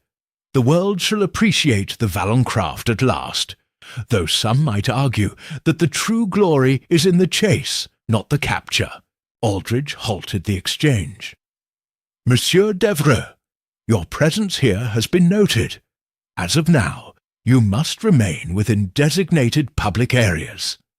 Any attempt to remove these relics, whether now or in the future, will constitute a grave offence. Devereux's eyes flicked to the codex behind the viewing room's glass panels. I understand, Doctor. I would not impugn this institution's reputation by misdeeds. Poirot remained silent, watching Devereux as if reading his thoughts. Etienne, emboldened by the successful authentication, stepped forward. Monsieur Devereux, I must say, had you shown respect for my grandfather's work, you could have avoided many regrets. Devereux's smile turned brittle. Perhaps, Monsieur Vallon, but destiny takes curious turns. I am glad, at least, to see the codex honoured. Aldridge cleared his throat. The conservation process will commence. Monsieur Vallon, please, leave the codex and lock it in our care until the exhibit date. Monsieur Poirot, thank you for your involvement. This is a momentous occasion for medieval studies. Lucien clasped Poirot's hand warmly. My thanks, mon ami. Without you, we might still be digging beneath that abbey in vain. Hastings patted Etienne on the shoulder, while Luc Fortier remained quietly vigilant at the threshold. Poirot inclined his head, eyes sweeping the room once more. The Vallon legacy is now secure, and the shadows that pursued it shall recede. Yet I advise continued caution. For every admirer there is one who hungers for what is beautiful, but will shatter it in the taking. As the Vallons and their allies exited the museum, the fog-enveloped streets of London seemed a little less foreboding, at least until the day the world stood in awe of the illuminated codex and the calligrapher's hidden chapter finally found its place in history. Chapter 11. A Threat in the Shadows. London's autumn air carried a chill as Poirot steered his umbrella through the mist-laden streets, Hastings at his side. They had spent the morning reviewing documents from the British Museum, conservators' reports, curatorial notes, and a formal invitation for a private preview of the Vallon Codex set for the following week. Though the Vallon relics lay secure, beneath glass and climate control, Poirot sensed unease, an invisible current of malice that refused to dissipate despite Matthias Devereux's outward acquiescence. Matthias's face at the museum, calm yet contrived, belies his true intent, Poirot murmured, peering at Hastings through narrowed eyes. He did not arrive merely to observe. He came to assess weaknesses. He must scheme still. Hastings nodded gravely. I noticed his gaze linger on those gilded pages. He covets them like a predator staring at prey. Do you think he will strike? Again, Poirot? Undoubtedly, Poirot replied, adjusting his impeccable cravat. He is as persistent as ivy. If the codex cannot be stolen by stealth, he may resort to sabotage, smear Etienne's reputation, or discredit the Vallon name. We must be vigilant. They turned onto Priory Row, the narrow thoroughfare where Poirot's flat stood behind an unassuming wrought-iron gate. Etienne Vallon awaited them at the door, pale but resolute. Luc Fortier and Hastings flanked him, each bearing newspapers marked with photographs of last month's revelation in the Society of Antiquaries Gazette. Etienne motioned them inside. As they entered the study, Luc Fortier closed the concealed vault door with a soft click. A lamplight's glow illuminated the codex and locket, safely displayed on a polished oak pedestal. Etienne ran a finger along the calligraphic cover, lips pressed into a resolute line. Gentlemen, Etienne said, voice trembling despite his composure. Since yesterday's reports were published, I have received 2 letters, anonymous, each containing a small smear of ink and a threat. Surrender the codex, or suffer ruin. No signature, only this symbol. He held up a scrap, a stylized quill crossed by a dagger. Do you recognize it?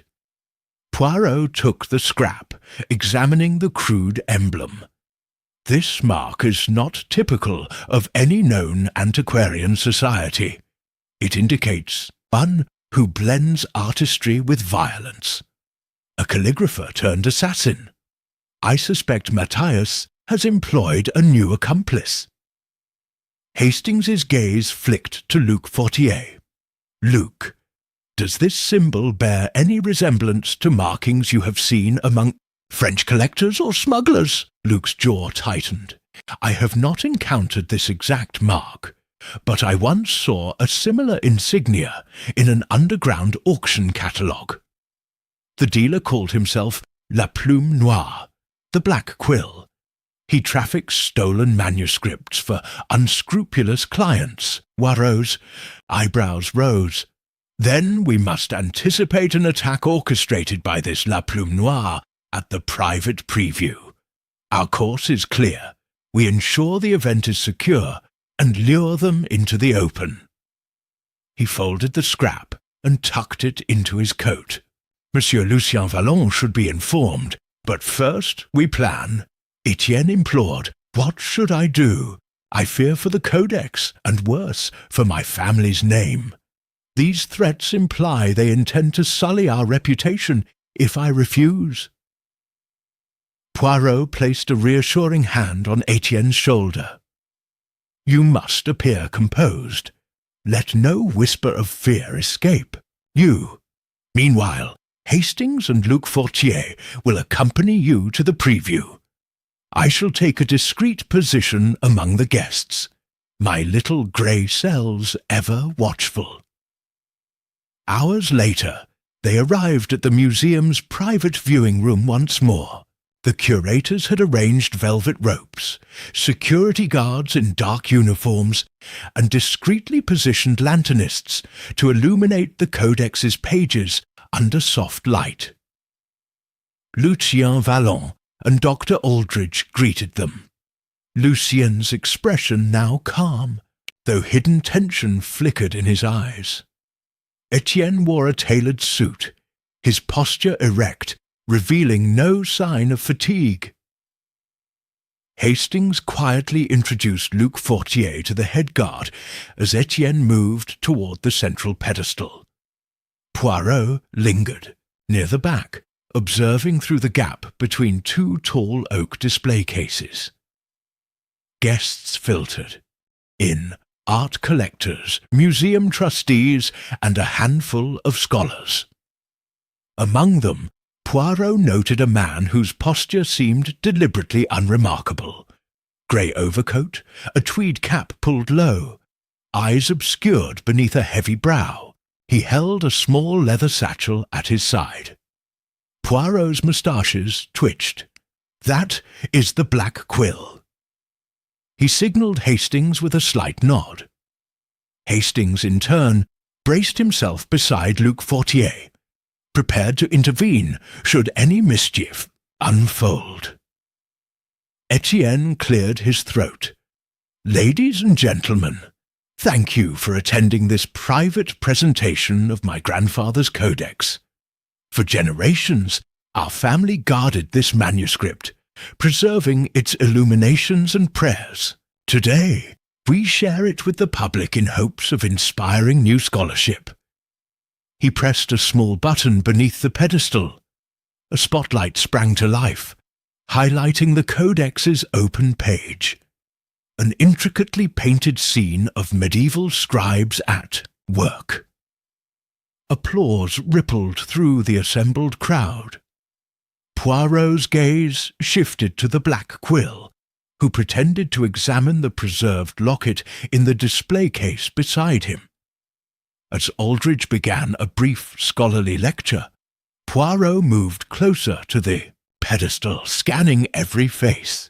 Etienne spoke confidently, but his voice shook when a guard brushed past, checking the room's perimeter. "A marvellous work," murmured a guest.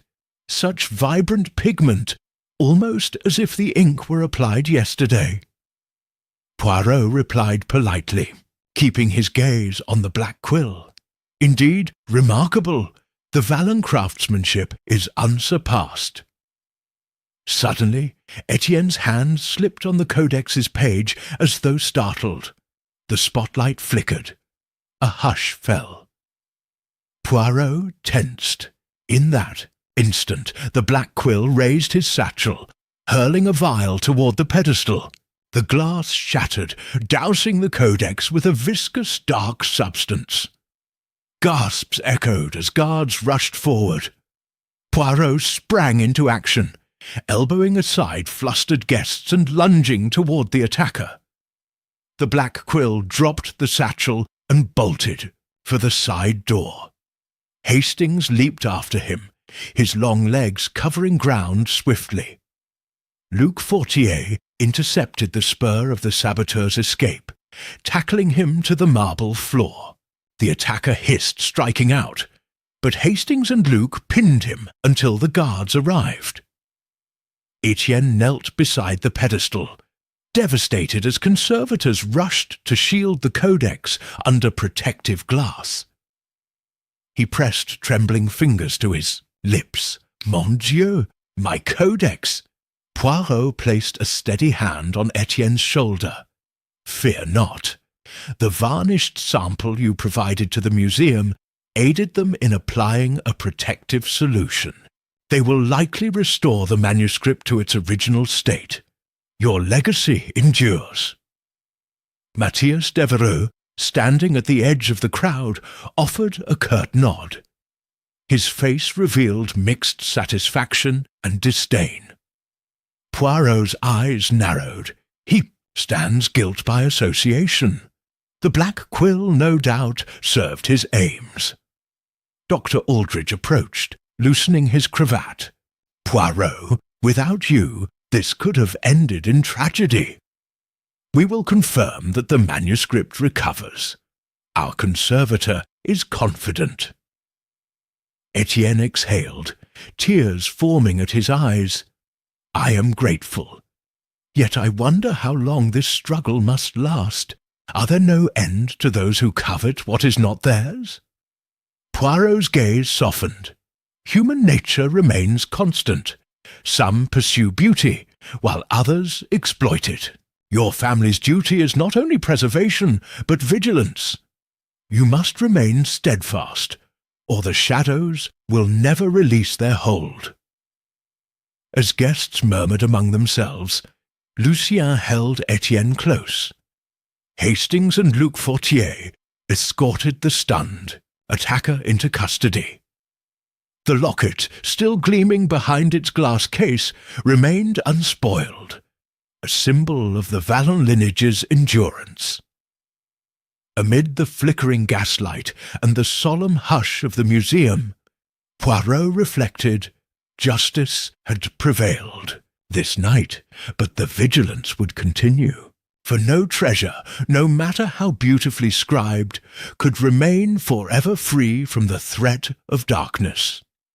Yet, in the conviction of the Vallon family and the watchful eyes of friends, a light endured, promising that art, once unveiled, would outlast the greatest of men's greed.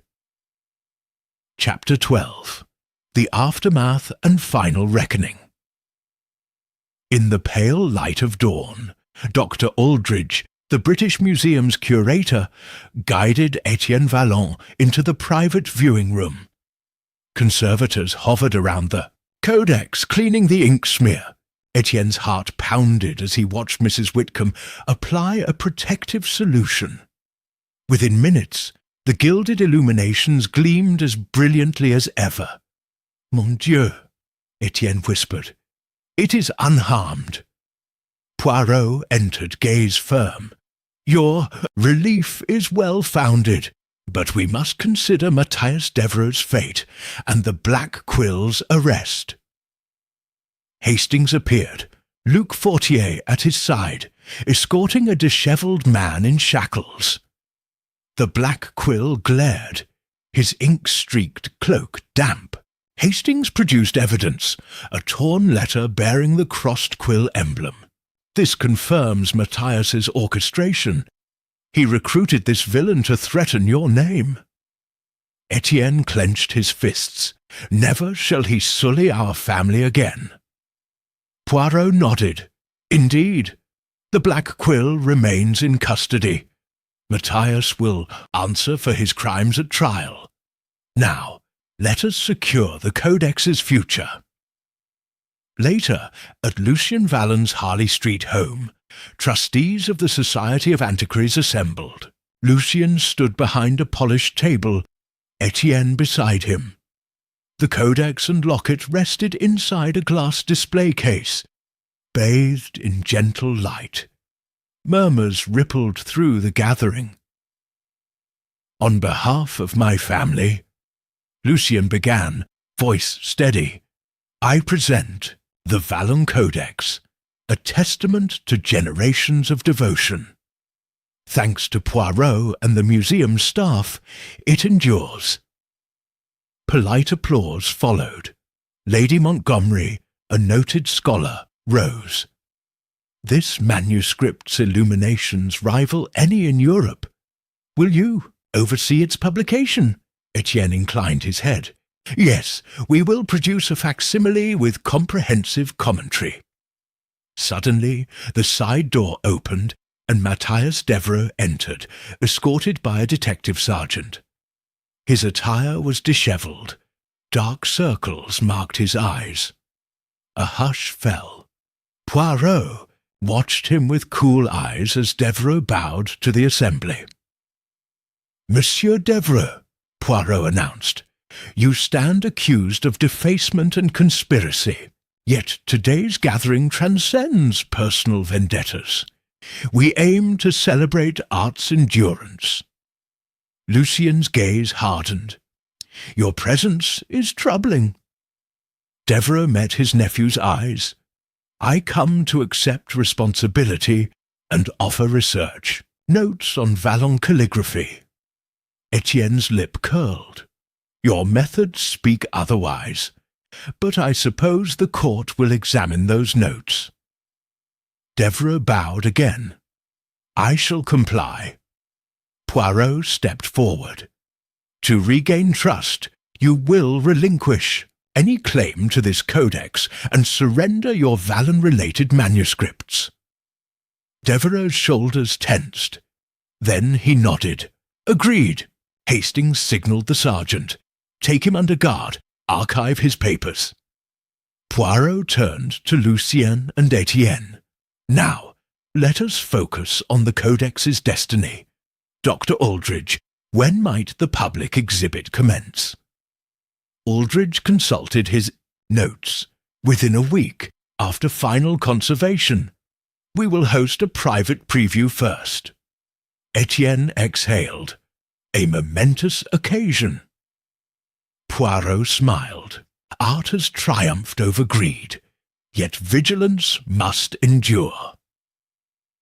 1 week later, the Vallon Codex glittered beneath museum spotlights. The exhibition hall brimmed with teachers, students, and art enthusiasts. Etienne stood beside Poirot as Dr. Aldridge spoke on calligraphic heritage. Lucien watched from the front row, pride in his eyes. At the conclusion, thunderous applause filled the hall. Etienne lifted his hands in humble thanks. Poirot offered an approving nod. Etienne turned to his uncle. "Thank you, dear uncle, and to you, Monsieur Poirot. Our legacy is secure." Poirot replied quietly, "Though darkness tested you, the Vallons emerged triumphant.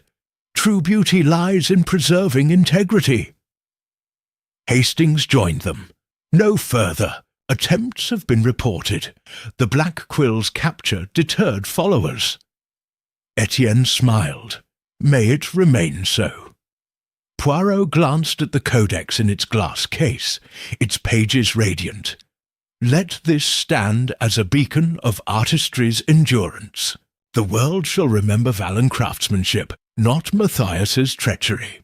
In the hushed glow of museum light, the Vallon Codex shone as a final vindication for a family who, through trials and threats, preserved the elegance of the written word for generations to come.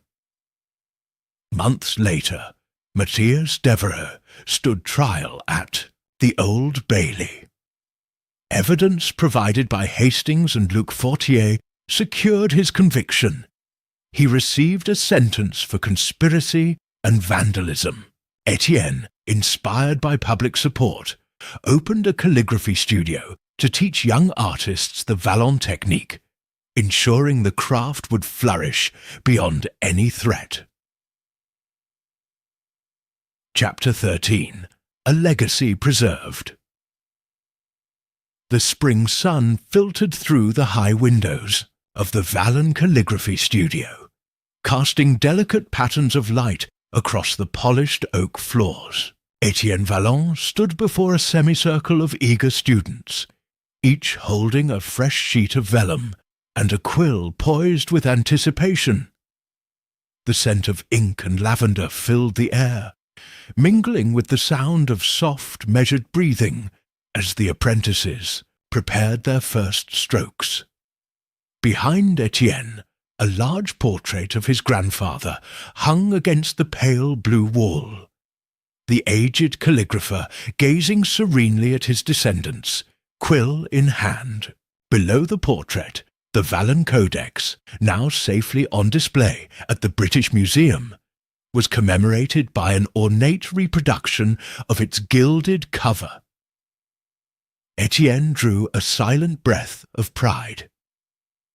Months had passed since that tumultuous trial at the Old Bailey, and the studio had become both a sanctuary and a living tribute to the Vallon heritage. "Remember," Etienne began, voice steady yet warm, "calligraphy is more than pen on parchment. Each stroke carries intention. Let your quill flow with thought and purpose." He dipped his own quill into a small crystal inkwell, demonstrating the graceful curve that formed the Vallon style A. The students, all seated at individual desks arranged in a gentle arc, mirrored his movements, their eyes bright with concentration. One student, a young woman named Clarisse Dupont, hesitated before tracing the flourish. Etienne approached and placed a reassuring hand on her shoulder. "Gently," he encouraged. "Imagine the curve as the breath of a song rather than a mere line." Clarisse nodded, exhaling softly, and her quill glided across the vellum, producing a curve that shimmered with promise. Etienne smiled, turning back to address the room. "Very good. Today you begin learning the script that safeguarded our family's history. By mastering these forms, you honor those who came before and ensure that the lines of our ancestors endure." A ripple of appreciation passed through the students. As they resumed their practice, the soft scratch of quills on parchment filled the studio. Etienne paused to watch, his memories drifting back to the day Poirot had guided him beneath the cold stones of Saint-Jacques-Abbé. He recalled the moment he lifted the codex from its dusty dais, the thrill of discovering the hidden reliquary, and the subsequent threats that nearly shattered their legacy. Now, in this sunlit room, he felt the fruits of that perilous journey bloom. Just then, the studio door opened quietly.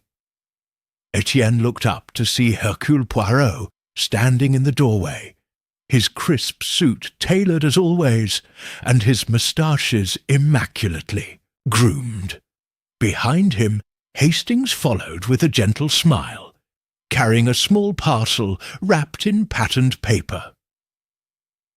"Monsieur Poirot," Etienne greeted with a playful bow, deliberately mispronouncing Poirot's name as a long-held jest. "What brings you to this humble atelier?" Poirot smiled, his eyes twinkling. "Not so humble, my friend. I come to witness the blossoming of your new venture. May I?" He gestured toward an empty desk at the back. Etienne helped Poirot settle into a chair. As the students dipped their quills into ink, Poirot lifted his notebook and scribbled notes in his distinctive script. Hastings found a bench against the wall and set the parcel beside him. After a moment, Etienne paused the lesson. "My students, I wish to introduce a special guest, Monsieur Hercule Poirot, who played an instrumental role in safeguarding the Vallon Codex." Polite applause rose. Poirot inclined his head graciously, then rose to address the room. "Mesdemoiselles et messieurs, I have watched the precision and dedication you bring to each stroke.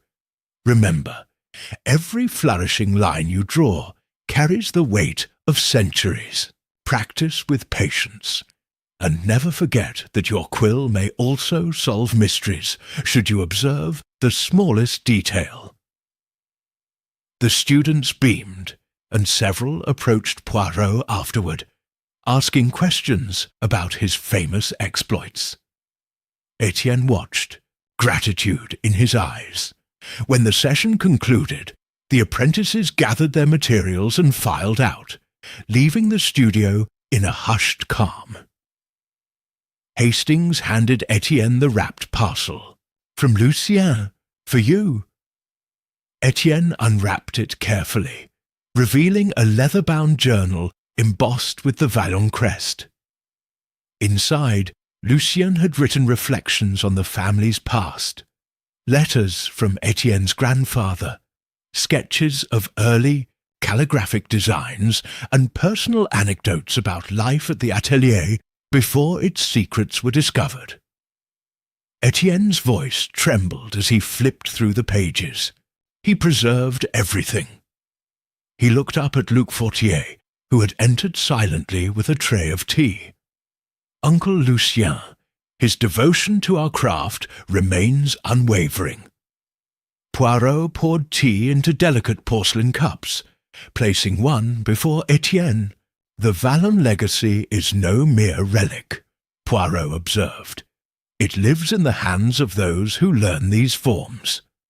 Your uncle's journal ensures that future generations will know not only how to write, but why they write." Hastings rested a hand on Etienne's arm. "You have transformed threat into opportunity.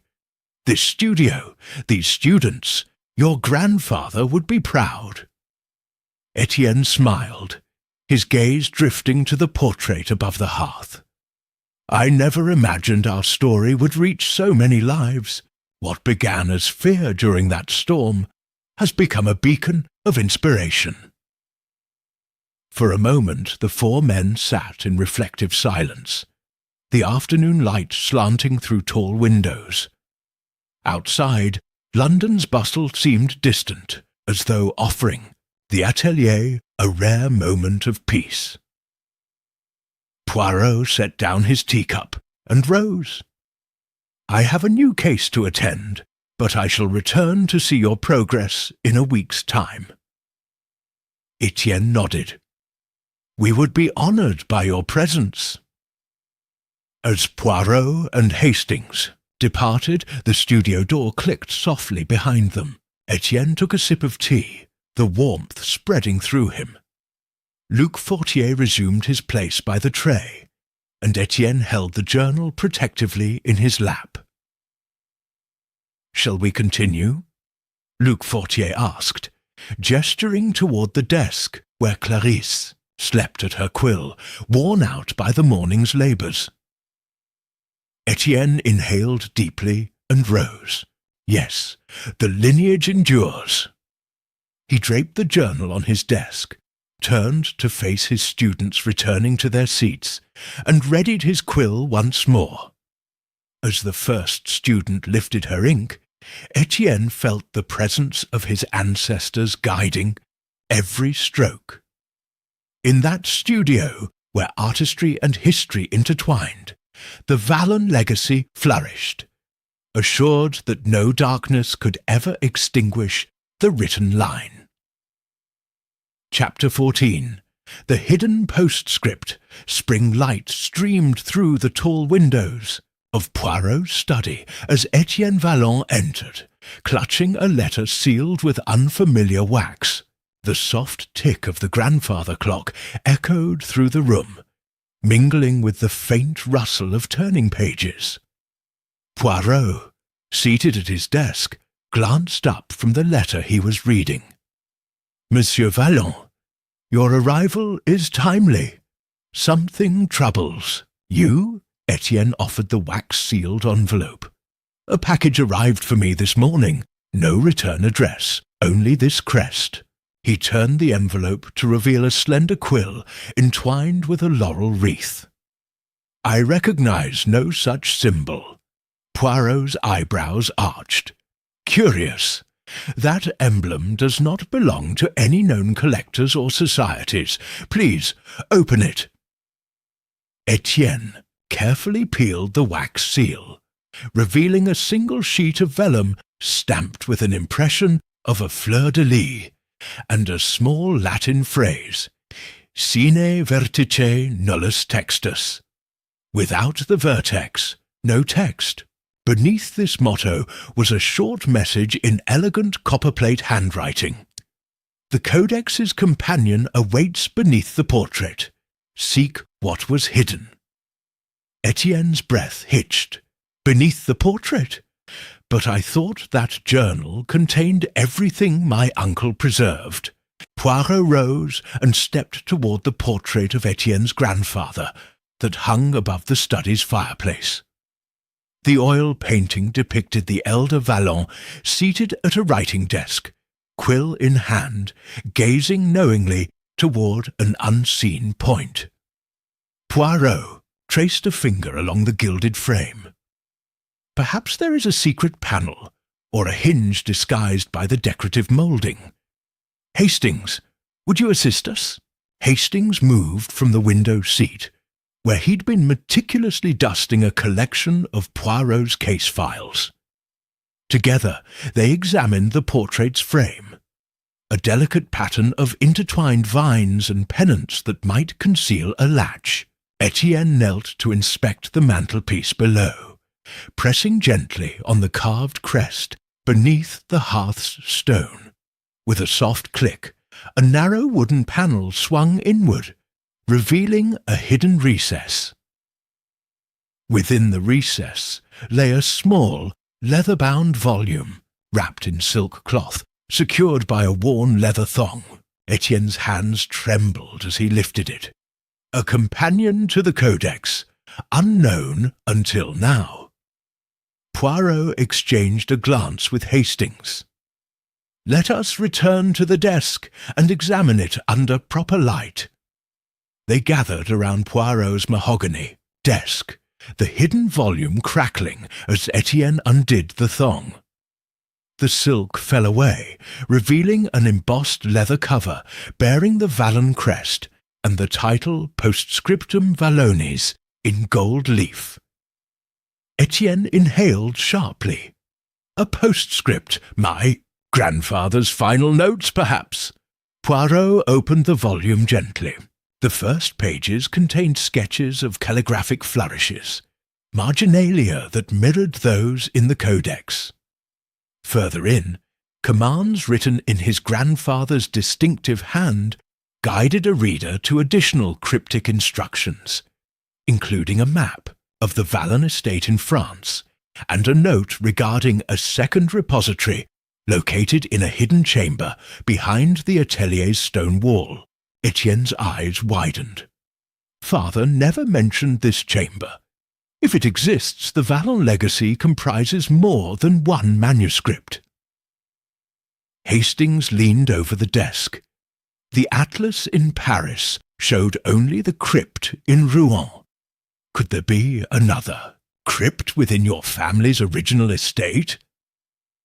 Poirot's dark eyes gleamed with curiosity. Possibly. Your grandfather's travels were extensive. He may have discovered a secondary collection of manuscripts, perhaps drafts or personal treatises he did not trust to the abbey's care. He tapped the margin.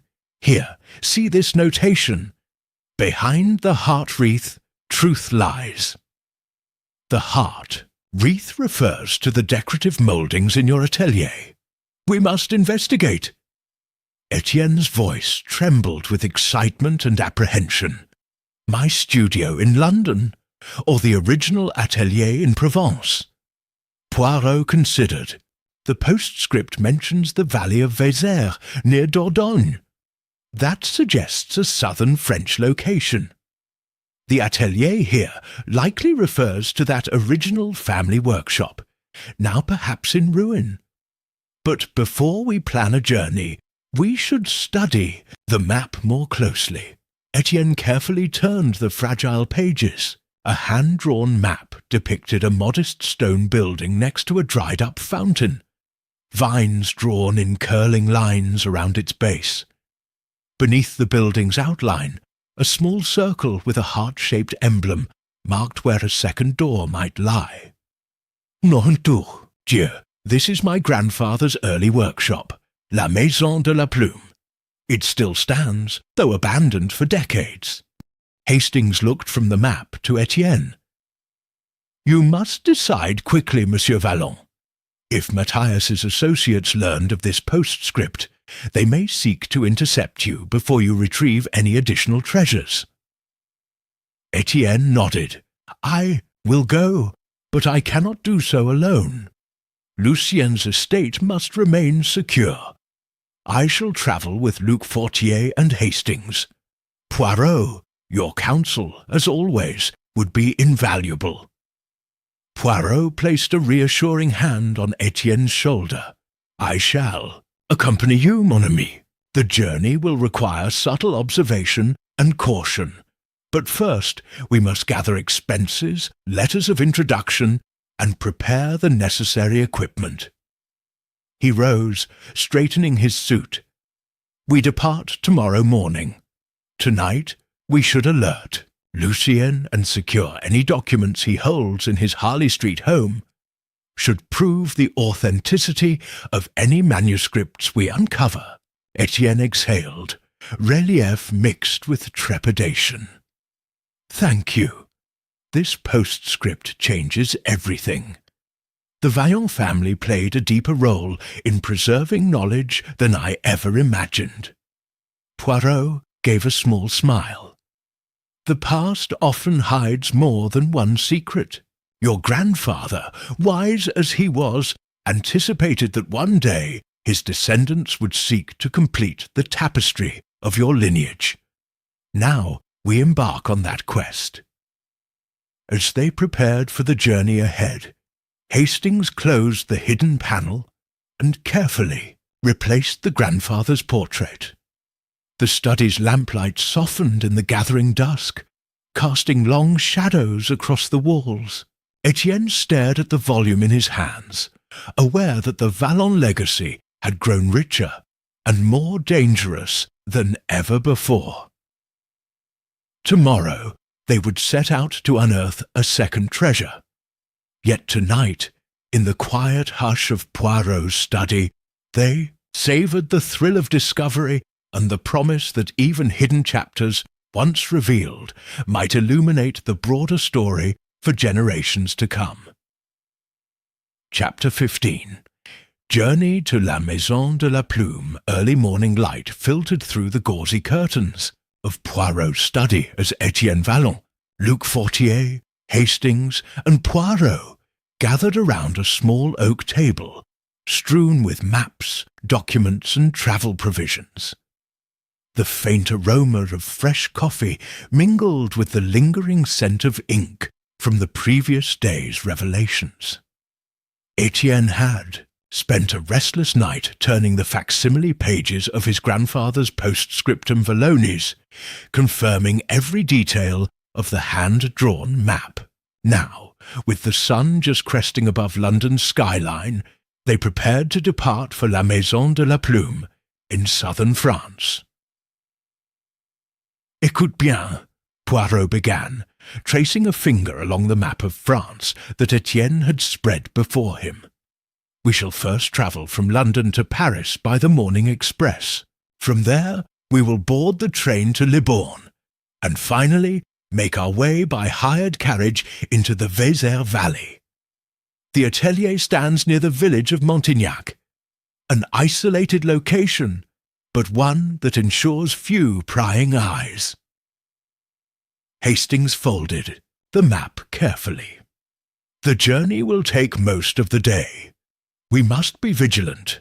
Matthias Devereux's reach may extend beyond London. Those who covet Vaillant manuscripts will stop at nothing. Etienne nodded, donning his travel cloak. I have arranged for a discreet letter of introduction from Dr. Aldridge to the Musée National de la Renaissance in Écouen, in case we need shelter or assistance in northern France. From there, I believe we can proceed south without attracting attention. Luc Fortier, adjusting the straps on a leather satchel containing essential tools, quills, ink, a collapsible lantern, and climbing rope, added, I have also packed charcoal and chalk to mark our path if we encounter any hidden passages. The atelier's entrance may be concealed beneath overgrowth. Poirot tapped his moustache thoughtfully. Excellent, and I have taken the liberty of obtaining railway guides and a small tin of nitric solution to test for ink residues. Should we uncover any documents, we can quickly ascertain their antiquity. Etienne offered a small smile of gratitude. Your foresight is invaluable, Monsieur Poirot. I have already notified my uncle Lucien of our plans. He will remain in London to manage the Vaillant studio here, ensuring no unrest follows our absence. Hastings rose, lifting his satchel. Then let us not tarry. The train departs King's Cross at 9 precisely. We have just enough time to secure our tickets and board unencumbered. As they exited the townhouse, a light drizzle began to fall, the remnants of London's lingering mist. Etienne held the umbrella, shielding Poirot and Hastings as they walked briskly to King's Cross Station. The station's vaulted roof and bustling concourse stood in sharp contrast to the quiet tension that gripped the group. They wove through travellers bound for Edinburgh, Manchester, and beyond, finally locating the coach for the Paris Express. Settling into plush seats, they placed their luggage overhead. Etienne withdrew the postscriptum from a protective satchel. Consulting the map one last time, Luc Fortier slid a discreet note to Hastings. A sketch of the atelier's facade, as depicted by Etienne's grandfather, with indications of the hidden heart-shaped emblem carved into the limestone wall. "Hastings, please memorize these details," Luc whispered. "Should we lose sight of Etienne's map, we must rely on this sketch." Hastings nodded solemnly. "Understood." Poirot leaned back, tapping his fingertips together. "Our window for discovery is narrow. Once we arrive in Paris, we must move swiftly to Ecouen, then head south without delay. Spare no moment." The train lurched forward, the whistle echoing through the station. As they crossed the channel, first by ferry, then by rail, the landscape shifted from the green fields of Kent to the rolling hills of northern France. Etienne gazed out the window, recalling childhood memories of visits to Provence with his grandfather, before the Codex was concealed. The air smelled faintly of spring, a mixture of wildflowers and wet earth. Hours later, they arrived at Gare, Auto du Nord. The group transferred to a local omnibus bound for Ecouen, a small town adorned with half-timbered houses and narrow lanes. Dr. Aldridge's letter secured them a few supplies and some valuable local intelligence. A kindly curate warned them of recent rumours of illicit antiquarian activity in the Dordogne region, possibly orchestrated by agents of Devereux. Yes, Poirot confirmed as they sipped coffee in a modest café. The collectors of illicit manuscripts may seek any lead on Vallon relics. We must proceed covertly and avoid drawing notice. Écouen provides us with a safe haven to rest before the long journey south. They spent a simple night at a local inn, rising at dawn to board the train to Libourne. The route traversed the lush vineyards of Champagne, the industrial sprawl of Lyon, and finally the tranquil Dordogne countryside. Etienne and Poirot consulted the postscriptum, while Hastings and Luc Fortier kept watch for any suspicious travellers. At Libourne, they hired a carriage with a single driver who knew the back roads to Montignac, refusing to divulge further details, but insisting on fair pay and a promise of silence. By late afternoon, the carriage rattled over a narrow dirt road, flanked by ancient oak trees draped with ivy. The air grew cooler, scented with pine and damp limestone. Etienne's heart quickened as they approached a small cluster of buildings. A humble stone house nestled beneath mossy vines, its windows shuttered, and a grated well standing beside the door. This, he realized, must be la Maison de la Plume, shown only in my grandfather's map. Luc Fortier urged the driver to halt. The carriage came to a stop in front of a low stone wall blanketed by brambles. Etienne disembarked, inspecting the facade. The limestone blocks bore subtle carvings, a single heart-shaped wreath entwined with a quill, identical to the postscript's notation.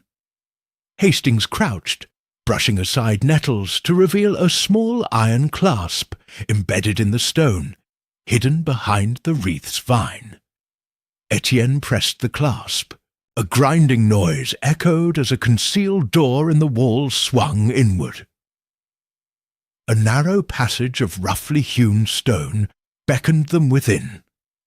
Luc Fortier held his lantern aloft, casting dancing shadows across moss-covered floors. Etienne's pulse raced as he stepped forward, recalling every word of his grandfather's instructions. Poirot followed, cane in hand, eyes alert to the slightest irregularity. Hastings and Luc Fortier brought up the rear, their breath visible in the chilly air. The passage twisted downward, each step echoing. Etienne paused before a final door marked by traceries of quill and inkblot motifs etched into the stone. He traced a finger along the grooves, reciting a phrase from the postscript that served as the concealed key. Per verbum revelatio. Through the word revelation. A panel slid aside, revealing a small chamber bathed in flickering lantern light. Inside rested a wooden lectern draped in faded velvet. Upon it lay several bound volumes, their spines cracked with age, unfinished manuscripts, personal treatises on calligraphic techniques, and private journals kept by Vallon ancestors. One leather-bound folio, its cover embossed with the same fleur-de-lis, caught Etienne's attention. He opened it reverently, discovering drafts of prayers and theological notes, insights into the family's spiritual devotion. He ran his fingers over the pages, awe and gratitude welling within him. Poirot surveyed the chamber, noting faint footprints in the dust and signs that someone had recently cleared cobwebs. "We are not alone," he murmured. "Someone has been here, though not necessarily hostile. Perhaps a local caretaker or a misguided antiquarian." Etienne nodded, eyes never leaving the folio. "My grandfather must have entrusted these volumes to a guardian. They remain in remarkable condition. Safe until now." Hastings moved to examine a narrow side alcove, where shelves held Lilliputian vials of pigment and ink. "Pristine," he whispered, as if waiting for a new generation to awaken them. Luc Fortier set down the lantern. "Monsieur Etienne, what shall you do with these?" Etienne lifted his gaze. "I will bring them to the museum for preservation and publication, completing the story begun by my grandfather. We will honor his legacy by ensuring these chords of history resonate for scholars and artists alike." Poirot placed a hand on Etienne's shoulder. "And we will ensure no one again threatens what your family has safeguarded. The Vallon legacy, enriched by this hidden repository, now stands impervious to darkness." Outside, the last light of day faded through the small window of La Maison de la Plume. Within that humble chamber, the Vallon story found its final piece, guarded for generations, now revealed at last to honor artistry, faith, and the enduring power of the written word. Chapter 16. Peril on the return La Maison de la Plume retreated into shadow as Etienne Vallon, Poirot, Hastings, and Luc Fortier emerged into the cool night air. The narrow passage had sealed behind them at Etienne's touch, leaving no evidence of the hidden chamber. In his arms, Etienne cradled the leather-bound folio, now safely wrapped in oilskin. Poirot adjusted his collar, lantern in hand, scanning the overgrown courtyard with vigilant eyes. "Time is of the essence," Poirot whispered. turning toward the carriage that Luc Fortier had discreetly arranged to return them to Libourne. The driver, a taciturn local named Gabriel, stood beside two sturdy horses, their breath steaming in the damp air. "Let us proceed before dawn awakens any prying ears." Etienne and Luc Fortier carefully loaded the newly recovered volumes into a reinforced oak chest provided by Gabriel. Hastings stepped forward, ensuring the carriage door closed seamlessly behind them as they settled onto the worn leather seats. The horses snorted, hooves crunching over gravel as Gabriel cracked his whip. The carriage lurched forward, climbing the gentle incline toward the main road. As the wheels rattled down the uneven path, Etienne exhaled a shaky breath.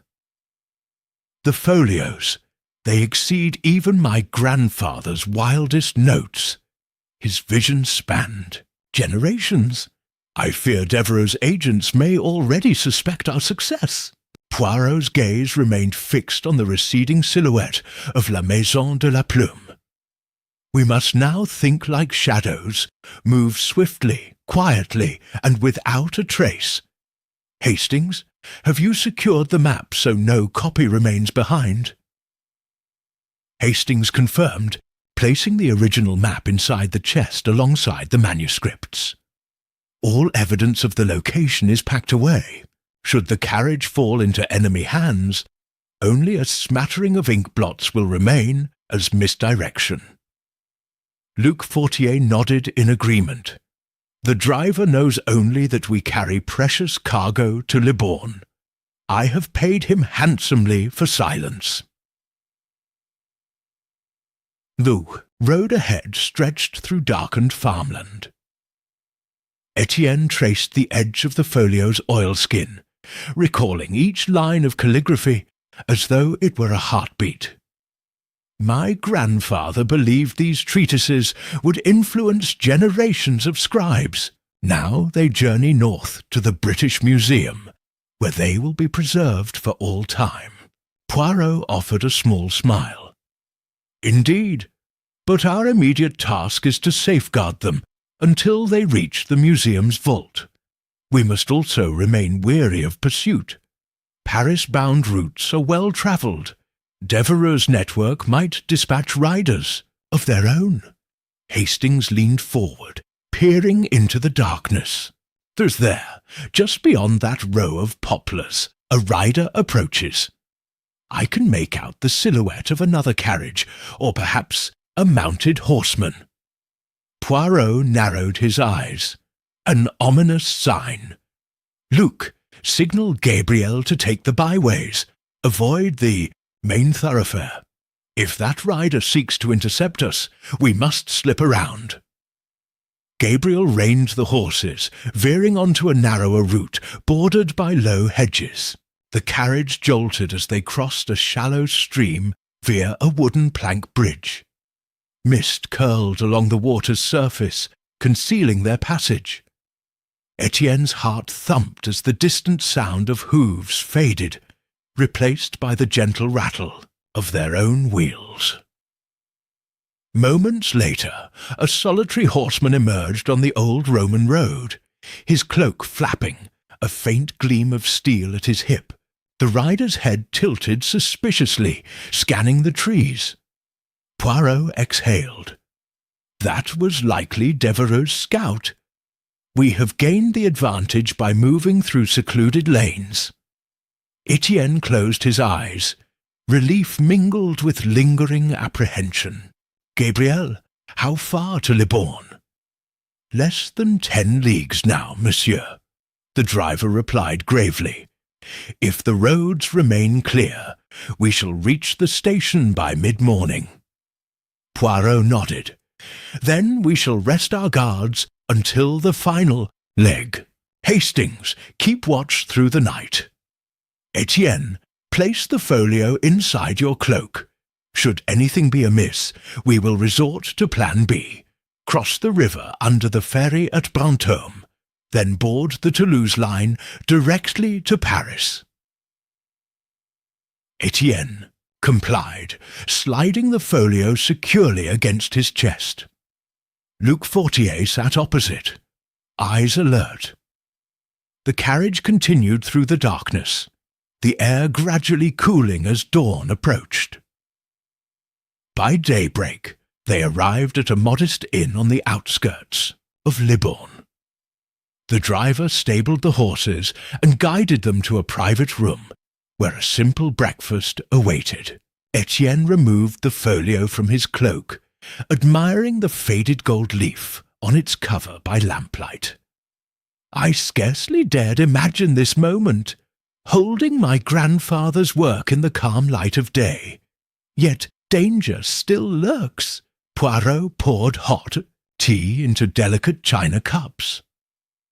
Rest now, monsieur. We shall board the train to Paris at 9. The last thing Devereux expects is a daytime departure. Hastings, gather our luggage. Hastings complied, retrieving the chest containing both the Codex's companion volumes and the previously recovered items. Luc Fortier kept watch near the window, observing the early market traffic. Merchants with sacks of produce, peasants leading livestock, and occasional travellers for Toulouse or Bordeaux. No sign of unusual activity suggested they had passed unnoticed. At precisely 9, they boarded the morning train to Paris. The station's bustle contrasted with the stillness of Libourne. Etienne offered his ticket, marked Écouen via Paris, carriage class, and settled into a cushioned seat near the luggage rack. Poirot took the seat across from him, his eyes scanning fellow passengers, weary shopkeepers, a schoolteacher with chattering children, and a solitary gentleman reading a newspaper. None appeared the type to cross the Pyrenees in search of Vallon's secrets.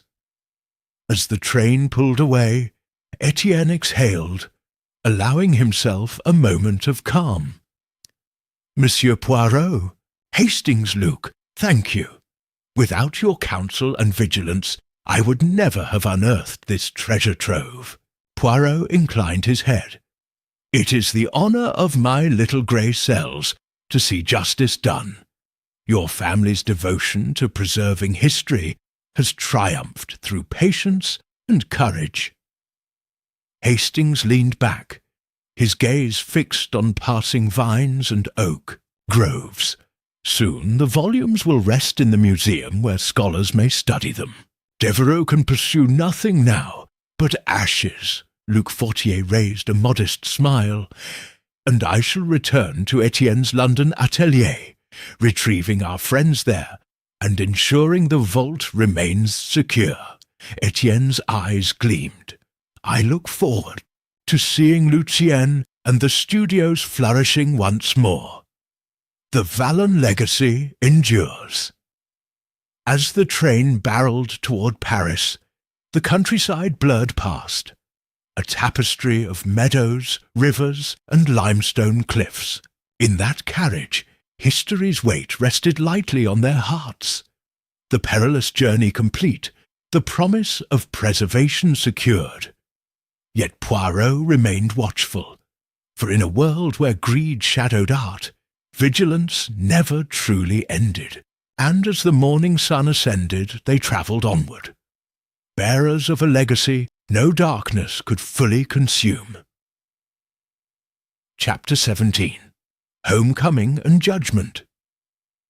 The morning sun glinted off the Seine as Etienne Vallon, Poirot, Hastings, and Luc Fortier disembarked at Gare du Nord. The air was crisp, and Paris thrummed with its usual cacophony, vendors calling, carriages rattling over cobblestones, and the occasional chime of tram bells. Etienne carried the oak chest, containing the Vallon folios and the companion manuscripts, each leather binding reflecting the light like a promise fulfilled. Poirot consulted his pocket watch. We have just enough time to deliver these volumes to Dr. Aldridge at the Musée National, then catch the afternoon express to London. The trial of Matthias Devereux proceeds this week, and your testimony will be essential. Etienne bowed his head. Yes, Monsieur Poirot. I feel both relief and trepidation. Devereux's fate rests in the hands of justice. Hastings guided Etienne through the station lobby. We will stand by you, mon ami. Your courage has brought these treasures to light. Now the law must follow its course. They arrived at the museum's back entrance, where Dr. Aldridge greeted them, spectacles perched on his nose, and a broad smile lighting his face. Monsieur Vallon, what a joy to see you and these manuscripts in person. Our conservators will begin cataloguing immediately. Come, let me show you to the secure registry room. Inside, a circular vault door swung open, revealing steel shelves filled with carefully labelled codices and reliquaries. Luc Fortier set the chest on a sturdy table. Aldridge placed a velvet-gloved hand on the lid. Shall we? Etienne nodded, and with reverent care they lifted the lid.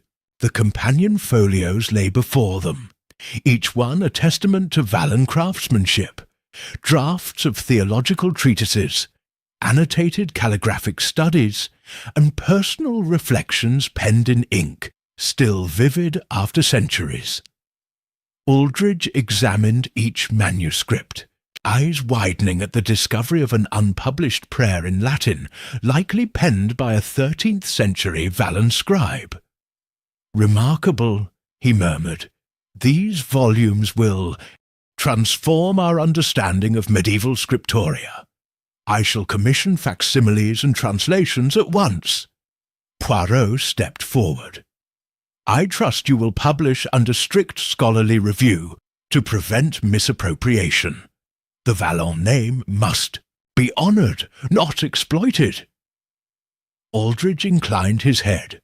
Rest assured, the British Museum will secure both the Codex and these companion volumes in a dedicated Vallon collection. Etienne exhaled, a mixture of pride and fatigue. Thank you. Now, if you will excuse us, we must return to London for the trial. Hastings offered a reassuring pat on Etienne's shoulder. It will be over soon, and Devereux will answer for his deeds. Late that afternoon, the four men boarded the express train bound for London. Etienne gazed out the window at the bustling station platform, recalling his grandfather's words, "Knowledge, once revealed, shines brighter than any darkness." As the train began to move, he looked at Poirot. How do you foresee the trial unfolding? Poirot sipped his tea. The evidence is unequivocal. Devereux's letters, the testimony of the Black Quill, and our own observations. The jury will see through his defences. Once convicted, he will face substantial penalties, likely imprisonment and fines, fitting for one who sought to destroy both art and reputation. Under grey skies, they traversed the channel via Dover Ferry. The sea's swell gently rocking the vessel. Hastings watched the horizon, noting seagulls wheel above. Every step this week has been perilous. I am glad it concludes with our safe return. Luc Fortier adjusted the chest on the luggage rack. Yes, but vigilance remains essential. The Vallon volumes will be in London's hands by tomorrow. We must escort you directly to the Old Bailey. Etienne reached for a comforting sip of tea, his heart steady. I feel ready. The next morning they arrived at the Old Bailey. The grand stone building loomed over the Thameside streets. Etienne's pulse quickened as they entered the marble-floored entrance hall. Beside him, Poirot offered a steadying presence, and Hastings placed a supportive hand on his arm. Luc Fortier stayed close, ensuring no suspicious figures lurked. In courtroom 3, Matthias Devereux sat at the defence table, his once proud posture slumped beneath the weight of impending conviction. He met Etienne's gaze with a mixture of defiance and regret. When the judge called the court to order, the hush that fell across the benches was palpable. The prosecution presented evidence, the inciting letters, the testimony of the Black Quill, now incarcerated in a nearby cell, and the ink-stained vial used in the museum assault. Lucien Vallon's letters detailed the Vallon family's financial losses and reputational harm. Dr. Aldridge testified on the manuscript's authenticity.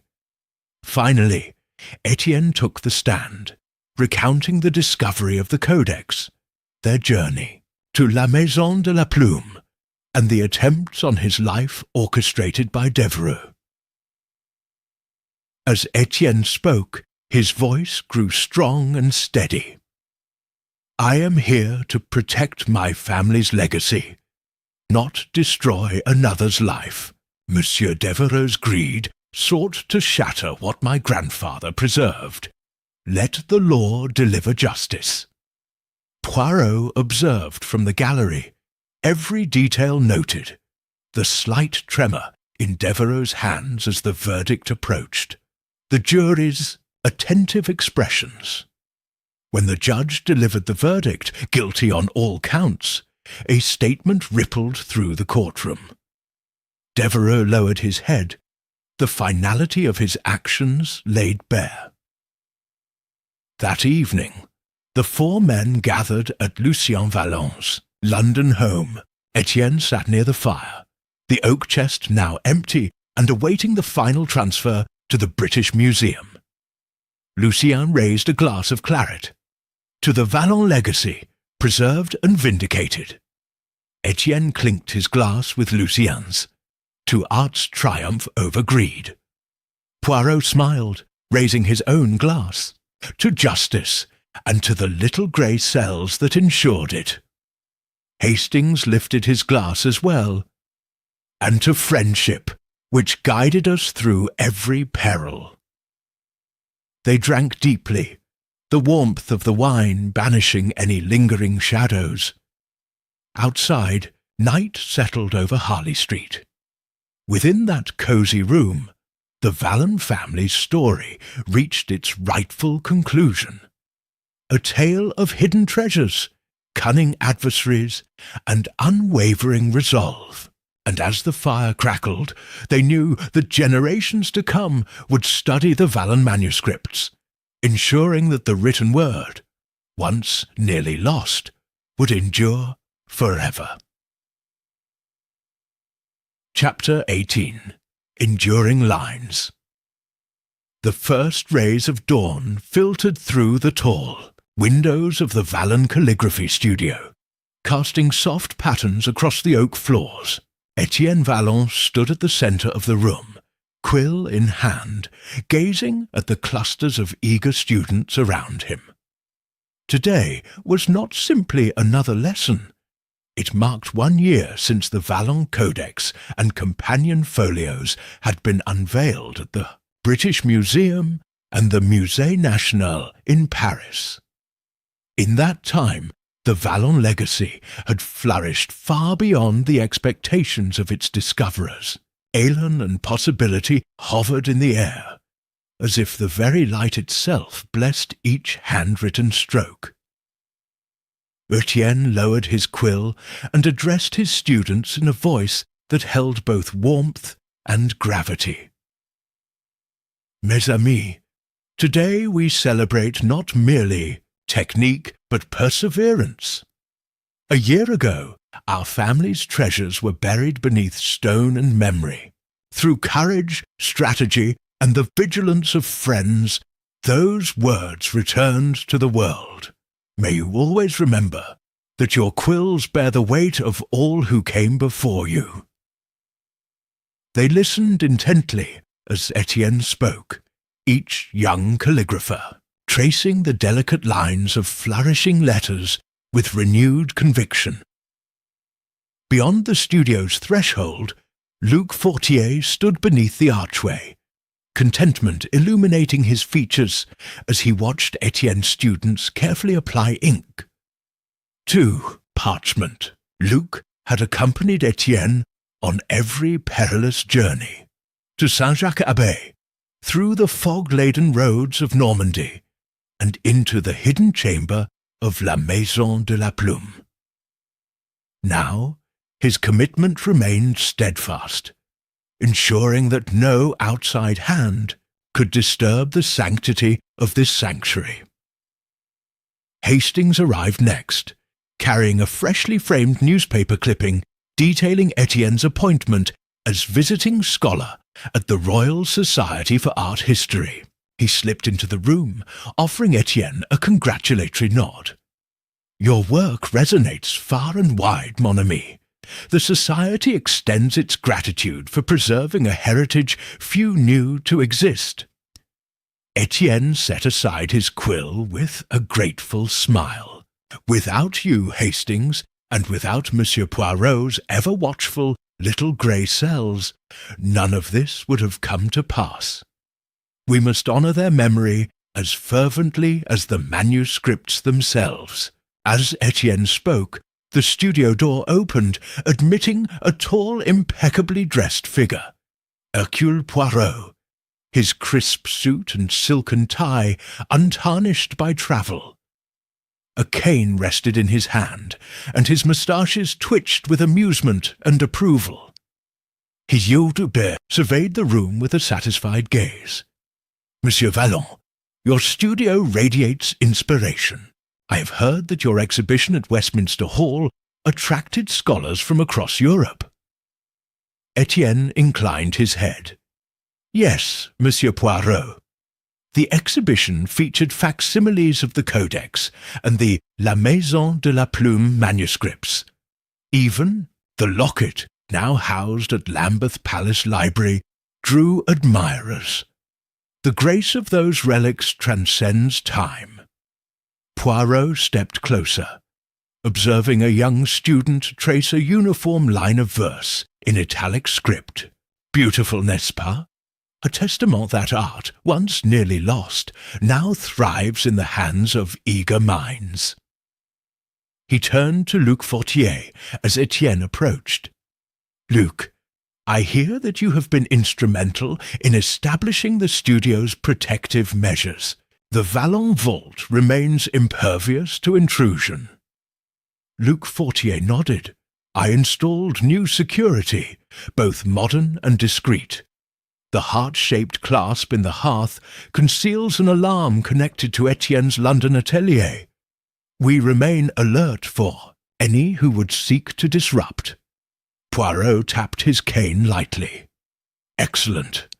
Vigilance is the companion of art. That lesson was hard-learned, was it not?" Etienne exchanged a glance with Luc, reflecting on the nights spent evading Devereux's agents beneath starless skies. "More than once I feared our legacy would vanish. But with our allies, Monsieur Poirot, Hastings, Luc, you showed me that even the smallest grey cell may illuminate the darkest path." Hastings smiled. "And remember the trial at the Old Bailey, when Devereux's fate became sealed. Your testimony rang as clearly as a fine pen on vellum."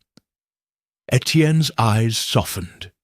Yes, his conviction brought closure, but the real victory was securing the manuscripts for future generations.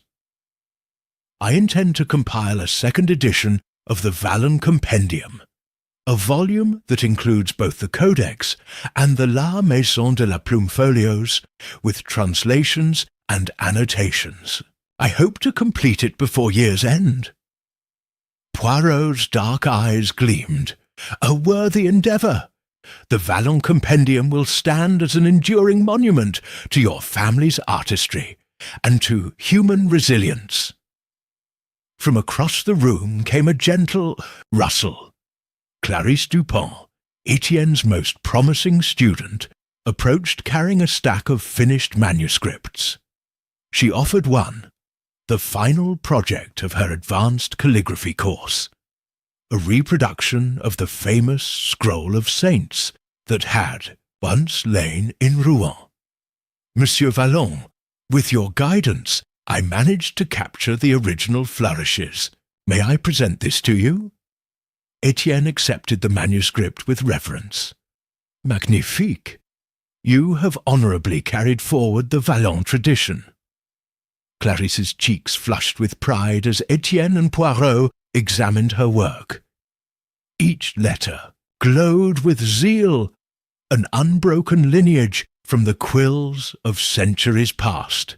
Luc Fortier closed the studio door behind him as the morning sun brightened, casting hope upon each young apprentice.